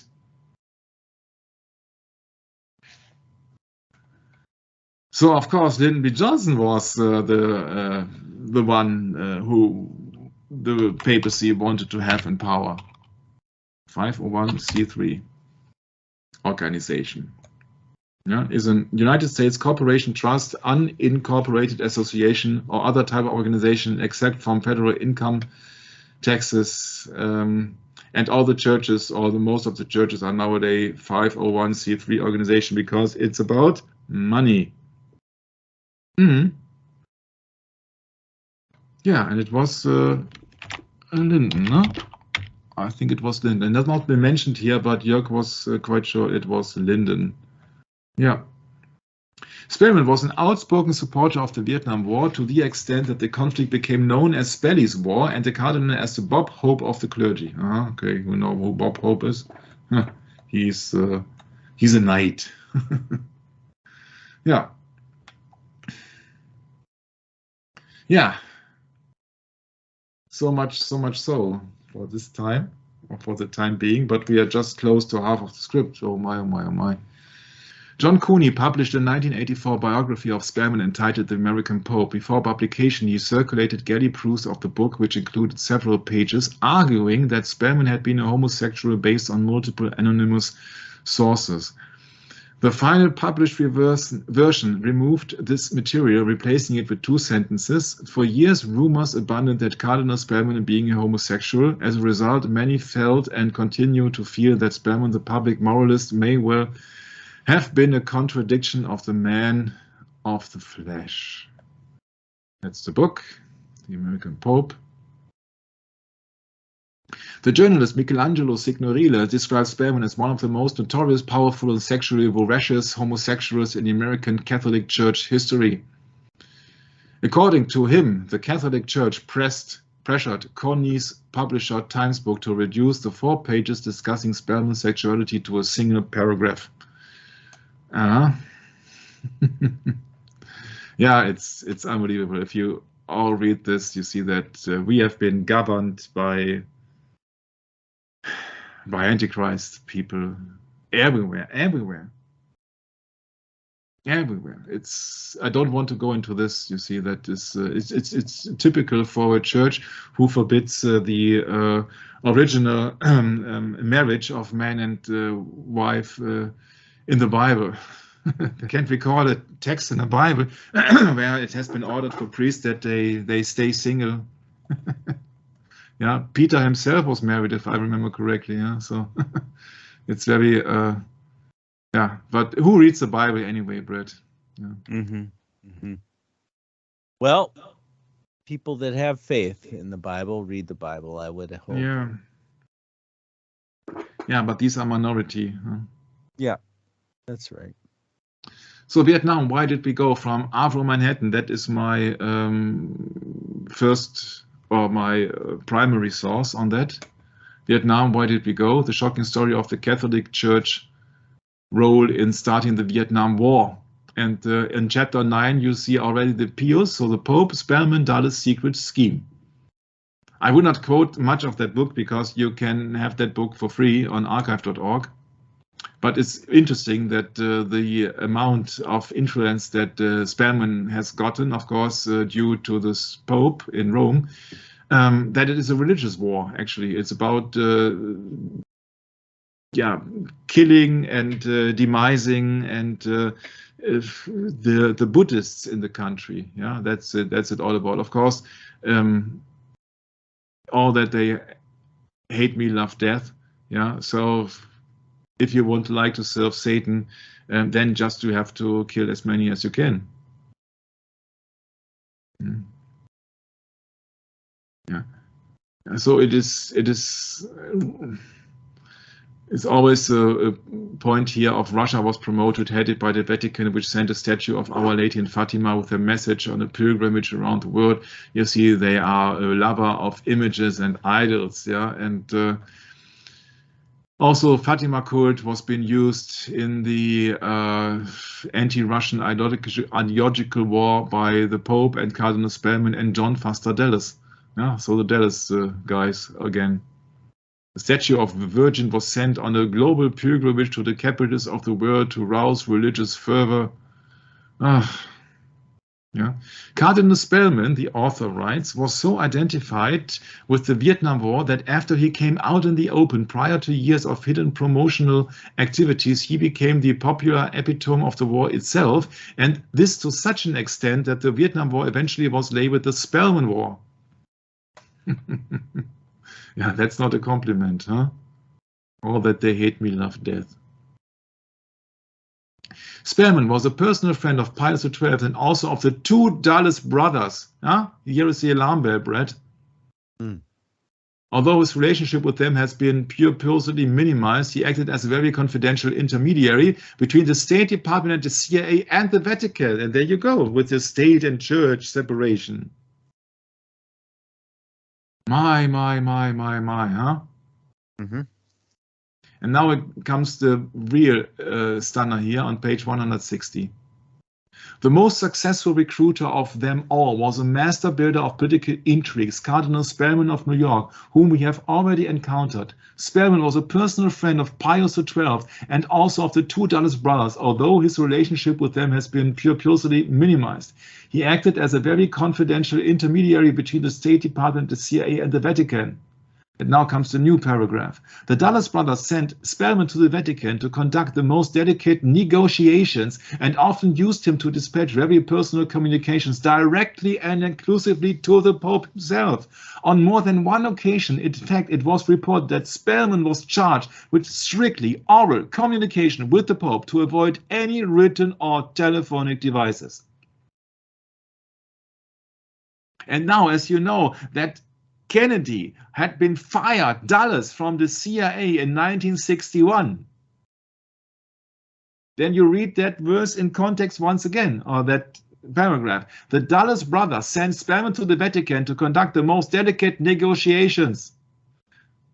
It was reported that Spellman was charged with strictly oral communication with the Pope. So guess what problems the Dulles brothers had with Kennedy had then been discussed to Spellman and then been put on forth to the Pope directly, and only oral communication. So you can't find any letter, any order, any whatsoever.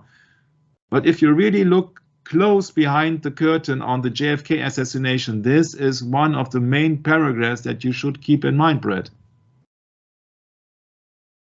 Strictly oral communication. So you won't find any document which says, okay, get rid of Kennedy. And it's not needed. Yeah, because really, if you doubt that, you doubt the Bible. Yeah, because the Bible says that all power is coming from the beast, and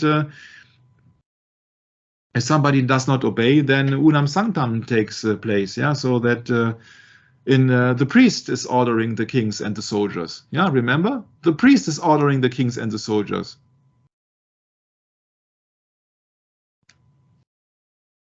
His power of persuasion on behalf of their joint policies became almost irresistible in the most influential circles of the States. These included diplomatic, financial, and political ones, as well as the mass media. Because of this broad influence, Spellman acted very much like an American pope. Indeed, his archdiocese was nicknamed the Little Vatican of New York.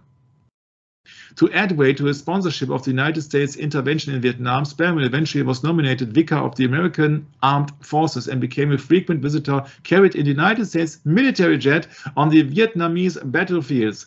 When not inspecting the American soldiers, whom he called the soldiers of Christ, he moved in a political milieu in his role of an American ecclesiastic diplomat and official ambassador. My. The hopes of Cardinal Spellman were partially and briefly revived. His dream that a Catholic president would help to consolidate the Catholic presidency of Vietnam soon came to nothing. While Kennedy played a waiting game about what to do with the Catholic president counterpart in Vietnam, the latter had started to irk American public opinion with his repressive anti-Buddhist operations. Kennedy, while succumbing to the Catholic lobby of the United States and to the arguments of Spellman, resisted their pressure to put all the weight of America behind the Catholic regime of Diem. The latter had not only alienated public opinion in Vietnam and created enmity with the Buddhist population, yet alienated also public opinion in America to a degree seldom experienced even there. The Buddhist monk's suicide by fire had been too macabre and horrifying not to adversely influence United States public opinion against Catholic Diem. Catholic was too astute a politician to risk compromising his future career to support the religious idiosyncrasies of a fellow Catholic president and the silence of the Vatican. Ruthless politician that he was, he put his political career at home first, and the equivocal policies of his church embodied by Diem second. Kennedy's attitude chagrined Spellman, even though Kennedy, as a palliative to the Cardinal, ordered 16,000 American troops into Vietnam, the first fateful step by the United States into the Vietnam military bloc. The expedition assuaged the most vocal sections of the Catholic lobby in the United States, who saw it as a move in the right direction. Yeah. Kennedy pressed Pope John through Cardinal Spellman to try to restrain Diem. There was no apparent result. Kennedy took a drastic step and changed U.S. ambassador to Vietnam, etc., etc. You see, that is all about religion here. And you can read that book. It is very interesting that you really see that it's just a religious war. Buddhist monks, Buddhist nuns, And Buddhist leaders were arrested by the thousands. Pagodas were closed and besieged, so these are their temples. Buddhists were tortured by the police. One day another monk burned himself alive in public to draw. And now we have a very delicate picture here.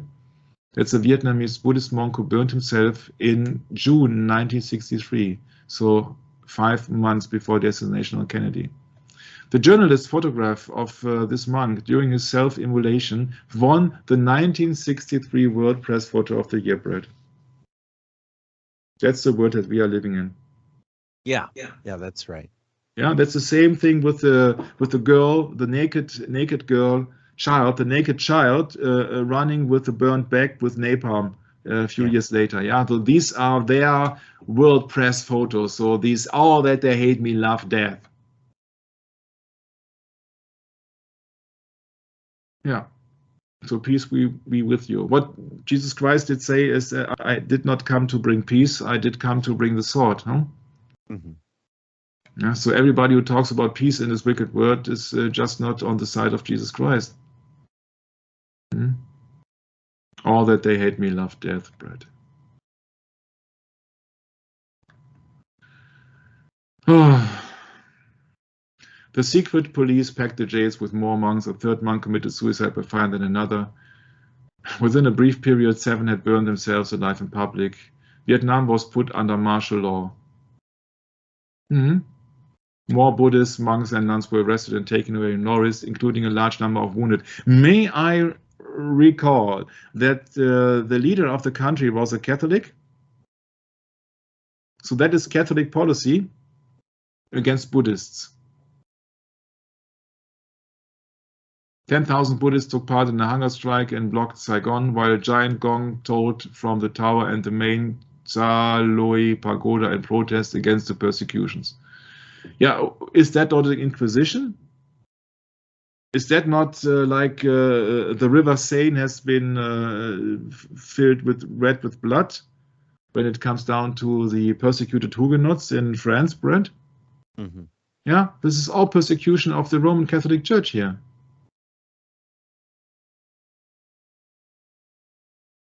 Yeah, and they did not do anything about it.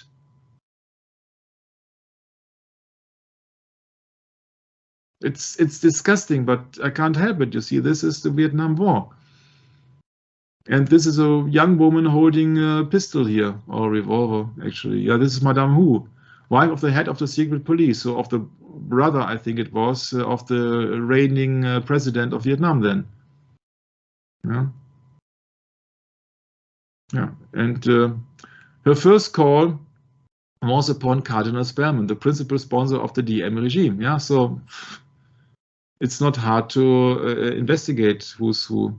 Yeah, and even on Wikipedia, they tell you that Madame Nhu, yeah, was a Catholic convert from Buddhism, and she said about the burning monks, she said, quotation, she would clap her hands at seeing another monk barbecue show, unquote. That's the quote of a Catholic convert.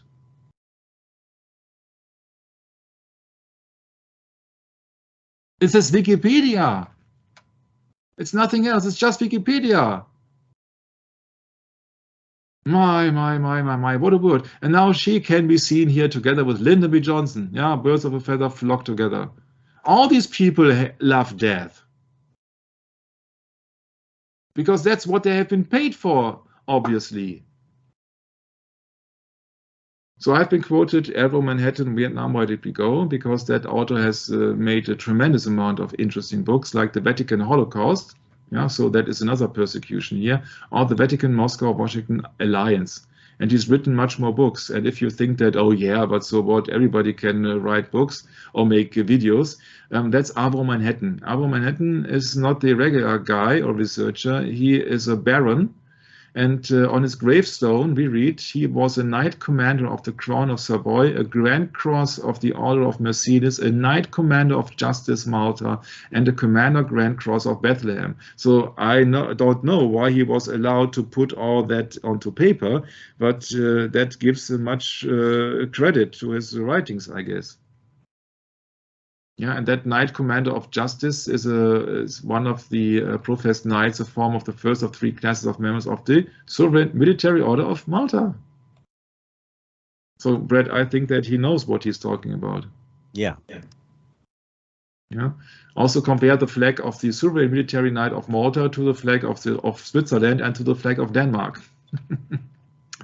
And that Sovereign Military Order of Malta venerates the Virgin Mary as his patroness under the title of Our Lady of Philermos. So they are absolutely according in line of Fatima's second prophecy, make Russia Catholic again, and of course of the Mary worship of the popes. Yeah, so this is a list of books he made: Latin America and the Vatican and World Politics. Very interesting book. The Dollar and the Vatican, Terror over Yugoslavia, Catholic Terror Today, Religious Terror in Ireland, the Vatican Billions, Vietnam, Why Did We Go, the Dollar and the Vatican, and so forth, and so forth. Yeah, and you see I was that going to say, Michael, yeah, when you had all those flags up, how about the flag of Norway? Oh, it's got a blue cross. It's not a white one, so it doesn't qualify. Okay. Yeah. Sorry. Yeah, sorry that I did not. No. I'm just joking. You know, there's so many flags that are almost identical. All the Scandinavian flags are all like that, but they're not red and white, are they? Except for what? Wait, one of them is. Is it Finland or what? Let's see. Finland also has got a cross, yes. Yeah, there's a lot of them. I mean, you know, isn't it funny? Isn't it is that somehow the bishops come up with the flags, or what's the deal with that? I wonder. Anyway, it's the flag of Denmark that has the red cross, or the white cross with the white red cross background. on the red background. Yeah. Yeah. Okay, that's it. Okay. So here in that book of Alphabet Manhattan, it speaks that Kennedy had to choose between supporting his church effort or promoting his own political career. He chose to pressure Diem, so the Catholic leader of Vietnam, to let up his own persecutions. Diem's Buddhist generals seized the opportunity to assassinate Diem. 3 weeks later, Kennedy himself fell to an assassin's bullet.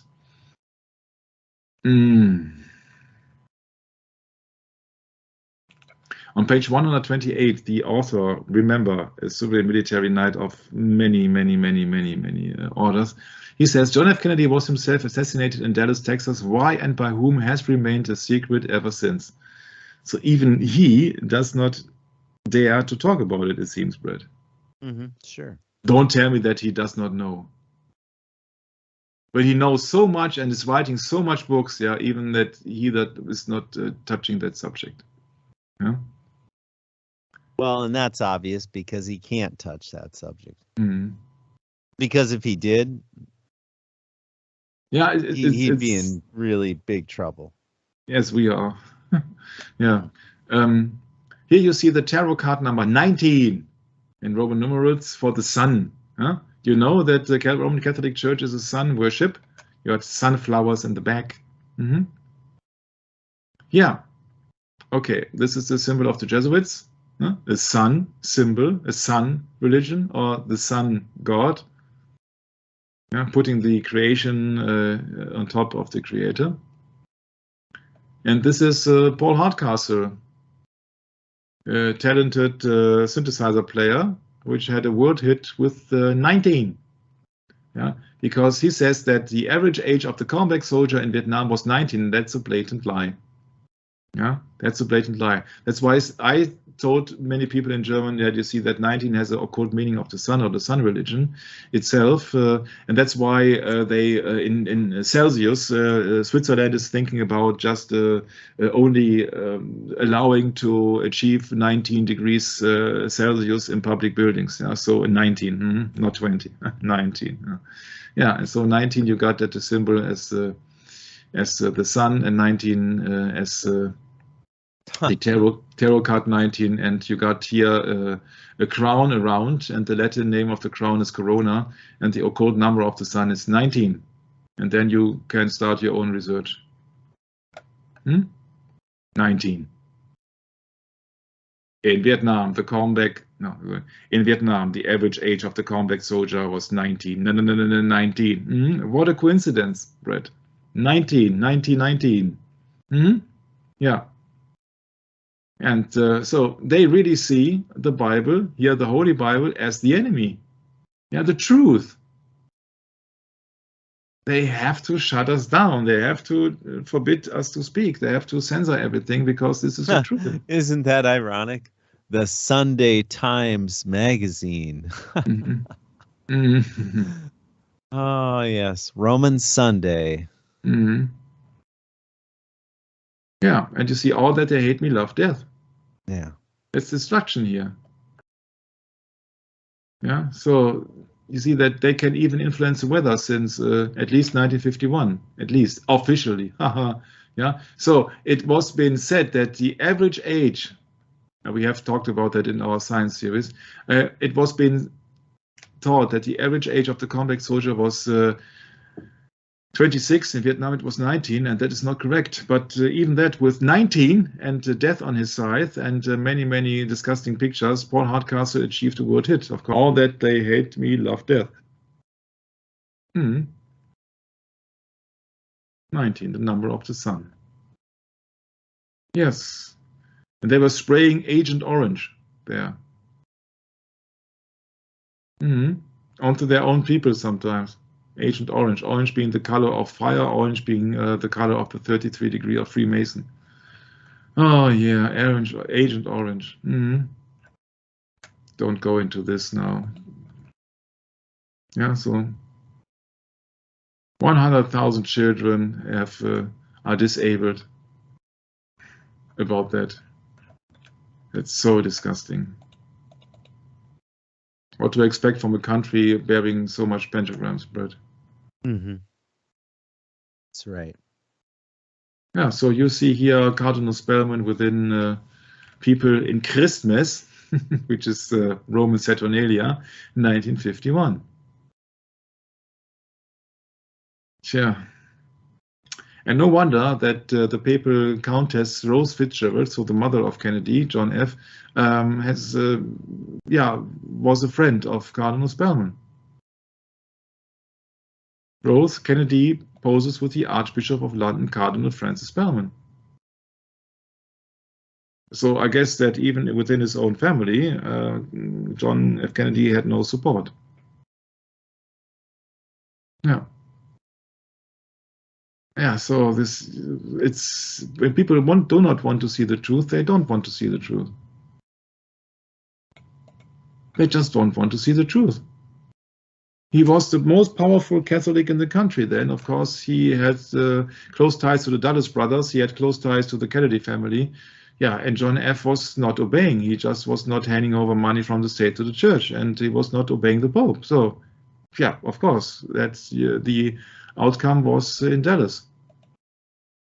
Yeah, you can do 500 sessions of Kennedy, but you really have to see that there's no coincidence here.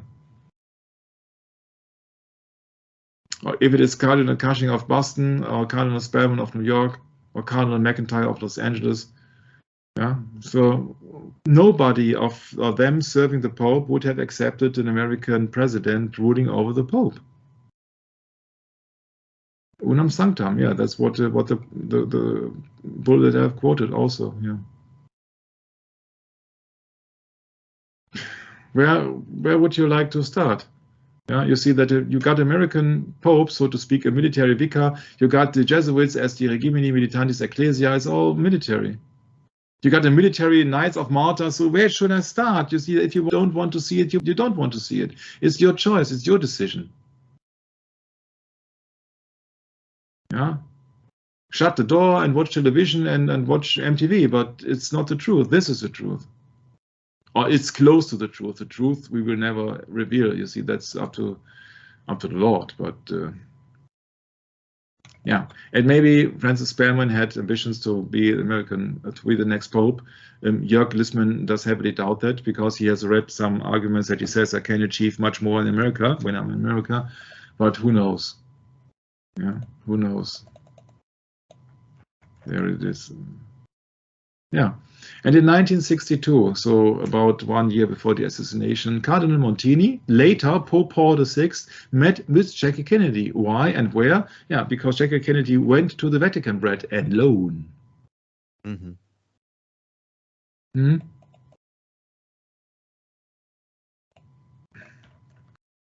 Yeah, Secret Service knew that they had code names for Jackie and Jack, and Jackie's code name was Lace, and his code name was Lancer. So that could also be something to do with, you see, military. Yeah, so even in Secret Service terms, Kennedy had a military code name. Isn't that something? And they always had their people, their informants, like Reverend John J. Kavanaugh. Yeah, he served as a private secretary to Henry Ford, and later on he served to Jackie Kennedy. On the next day after the assassination, 20 hours after Jack was shot, he asked to hear her confession. And she replied, "Confession? What am I supposed to confess, Father?" Well, you find the truth not in this world. Jacqueline said that John was a poor Catholic. And this Reverend Kavanaugh, you see, he was in a formal chaplain to the Joseph F. P. Kennedy family, so he knew what Kennedy, most likely what Kennedy was up to. A spiritual and secular advisor to the Kennedys, a personal priest of the Kennedy family and a good friend of Kennedy's father, etc. Father John's advice to the Kennedy family included thoughts of the handing of materials censored by the Vatican. Father John, father. Shall no man call your father, except there is one Father which is in heaven, huh? So you see that you have tons of material where you can start your own research.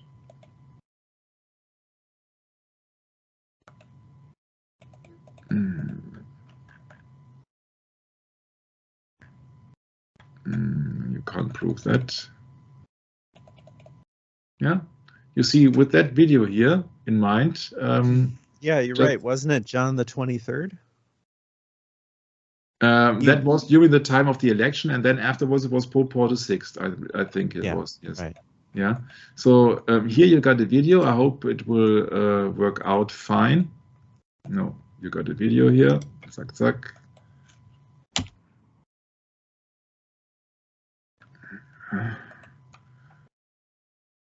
Yeah, of Jackie Kennedy visiting the Vatican alone in 1962. And of course, she was visiting the Pope, but among these clerical people, there was also Cardinal Montini, who was then Pope when John F. Kennedy was assassinated, and was the Pope where John F. Kennedy did not obey because he did not kneel down to the Pope. And that Cardinal she met in 1962. Yeah, so the Vatican knew what was going on, I suppose. Yeah, all the images and idols. You see, the entire Kennedy family was Roman Catholic papist. Yeah, this is so-called good Pope, John Paul the 23rd, Brett, but yeah, he was not in charge then. He died in June 1963. Yeah. What I'm going to point out is that this is the wife of an American president visiting the papacy alone. Interesting, huh? Oh, John F. did not have any time. He's so busy. Yeah, of course, she's kneeling down to the Pope. And that's something, Brett, that John F. Kennedy did not. Right. Of course. Yeah. And what does she tell? What did she tell then? Yeah, he's such a poor Catholic. Yeah, and so just I realize it in this very moment here. If we just do a comparison here at the behavior of Jacqueline Kennedy, who accused her own husband of being not Catholic. There you go. This is a comparison to Kennedy. He's just sitting beside the Pope, and you see the difference here in height. Yeah, he's in full robe, and he's got a small chair. He's got a big throne, so to speak. And yeah, Kennedy did his own. This is July the 2nd. So his wife visited the Vatican in the middle of 1962. Yeah. And behind him, you see the Jesuitical general. Yeah, you see, he nodded, yeah, but he did not kneel down for the Pope. He did not kiss the ring. Yeah. Ah, but his wife did, Brad. Yes. Yes, she did really quick. She did really quick, but now you see in my script here, yeah, the accusation that John F. Kennedy was too young, too Catholic, but Jackie told columnist Arthur Crook he's such a poor Catholic, he did not bow down. Yeah? That in a nutshell. That in a nutshell. Yeah. Nor did he kiss the ring. Nor did he kiss the ring. He did not accept the papal supremacy. That's right. So he was disobedient. Another one who was disobedient was the Christ democratic politician called Aldo Moro of Italy, who was been captured by the Red Brigades and then been murdered officially. And he was being accused of the former foreign minister of the United States, Mr. Henry Kissinger, who is, I think is a German Jew, if I remember correctly. He says that he was the Allende of Italy. Well, Allende being the prime minister or the head of the state in Chile, once again in South America. And the wife of the politician Aldo Moro, Eleonora, said later that her husband has been threatened during an official visit in Washington massively, with massive consequences if he does not stop his coordination and co-working with the communists. He will have to pay.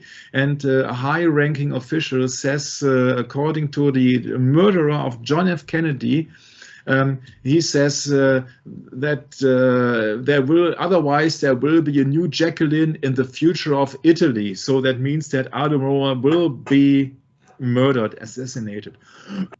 Aldo Moro took that so serious that he started a testament after he went back to Rome. It's unbelievable. So that really you see that the Americans and the CIA is always behind this. Yeah, Kissinger said that Aldo Moro is the Allende Italian, that he's more dangerous than Castro, and this is Salvador Guillermo Allende Gossens. He was been murdered, Brett, at the 11th of September the 11th in 1973 in Santiago de Chile. Officially, he has been suicided. Oh, he did take his life officially.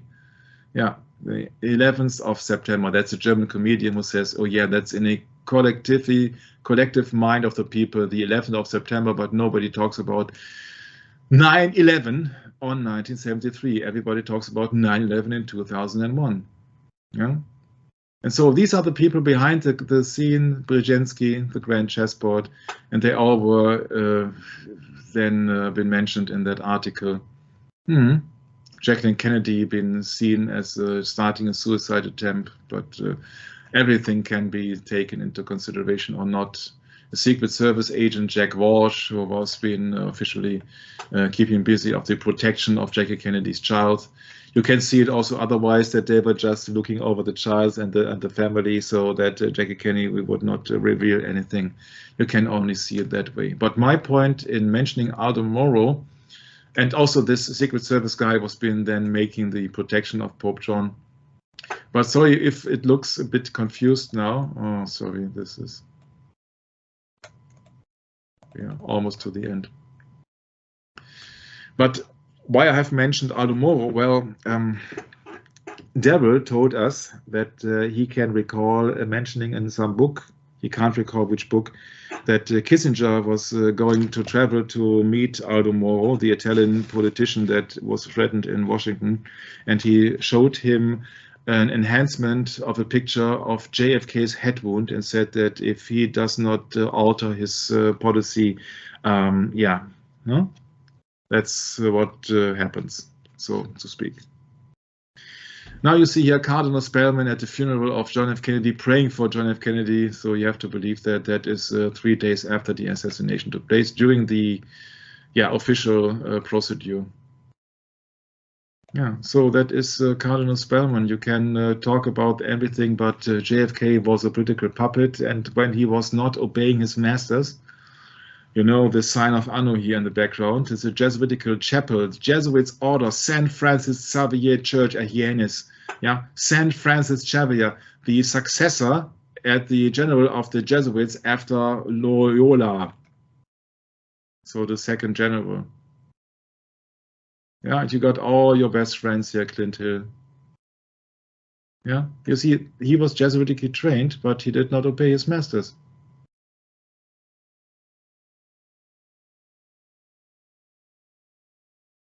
I don't know where to start and don't know where to go from that. You see, we can do hours and hours and hours. If you really exclude the Catholic Church, you won't understand that assassination.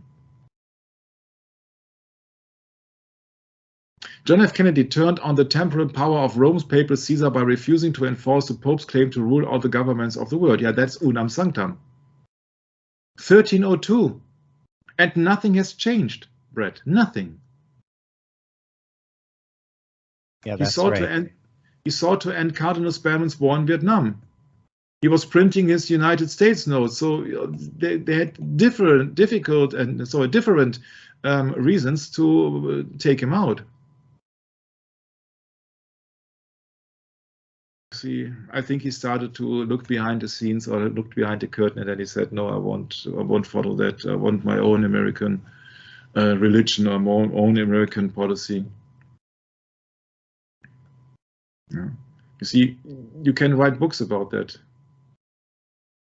but you have basically relied to a symbolism. They got also the symbolism of the age here, of the symbolism of Saturn, which is Satan, and it's clear that you have a militant organization that has nothing to do with the teachings of Christ. It's quite easy. It's so easy. It's so easy. You don't need any book. You just have to judge them by the fruits. Yeah. So this is the accusation of Eric John, and I don't know if I should incorporate it there. Yeah, but it was Spellman's war, and it was not Spellman's war alone. But of course, who participated and who benefited was all the politicians who came into power after the killing of Kennedy, and of course all people, oil magnates, industrial people in Dallas.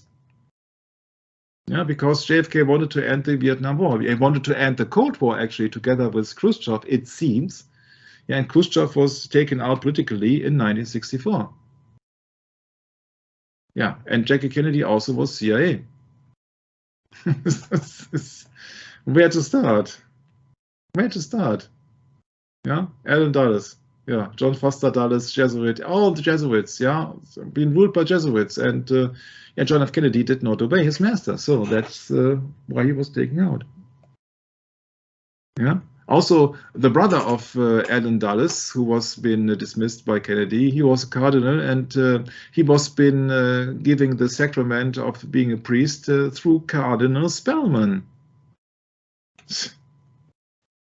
Yeah, and you see that disobedience is really the cause of the killing of Kennedy. To state an example to all the politicians, rulers, kings, and leaders of the world. And this world is not free. This is the Pope Paul VI, Montini, which had a talk or met Jacqueline Kennedy 1 year before the assassination. And this is Jean-Claude Janssens, the superior general of the Jesuits. Yeah. JFK did not stand any chance. He had not even the support of his wife, nor of his family, it seems. And what would you like to change the world? We can change if you got only a younger brother and some people who are trying to make war of the beast system. Yeah. So that would be my close comments on that, that you really see that there is the Vietnam War is a cause of the Kennedy killing, but it's not the cause, it's one of many causes, and it's just that the disobedience of Kennedy, which had to be corrected then, had to be seen as an example. Thank you very much for having me. Looking forward to the next sessions, which will deal about the last subject of the conspiracy series. And this will be, I think, 2 sessions of the magic bullet, the thing that I have spared out on purpose. And I'm very eager to do so, because I think that will reveal so many things in that assassination that I think that is a summation of all my research there. Thank you very much for having me, Brett, and dear listeners, signing off, handing it over to Brett. Thanks, Michael. Yep, we're looking forward to continuing next time in the series. Yeah, this is so much to cover, Michael. It just, I failed to be too much of a participant in this study because I really don't know much about it, and I'm learning. So thanks, Michael, for the time you take on doing the study and putting together all the research. And it's pretty painstaking work, and I appreciate that, and hope to catch up with everyone next time. Maranatha.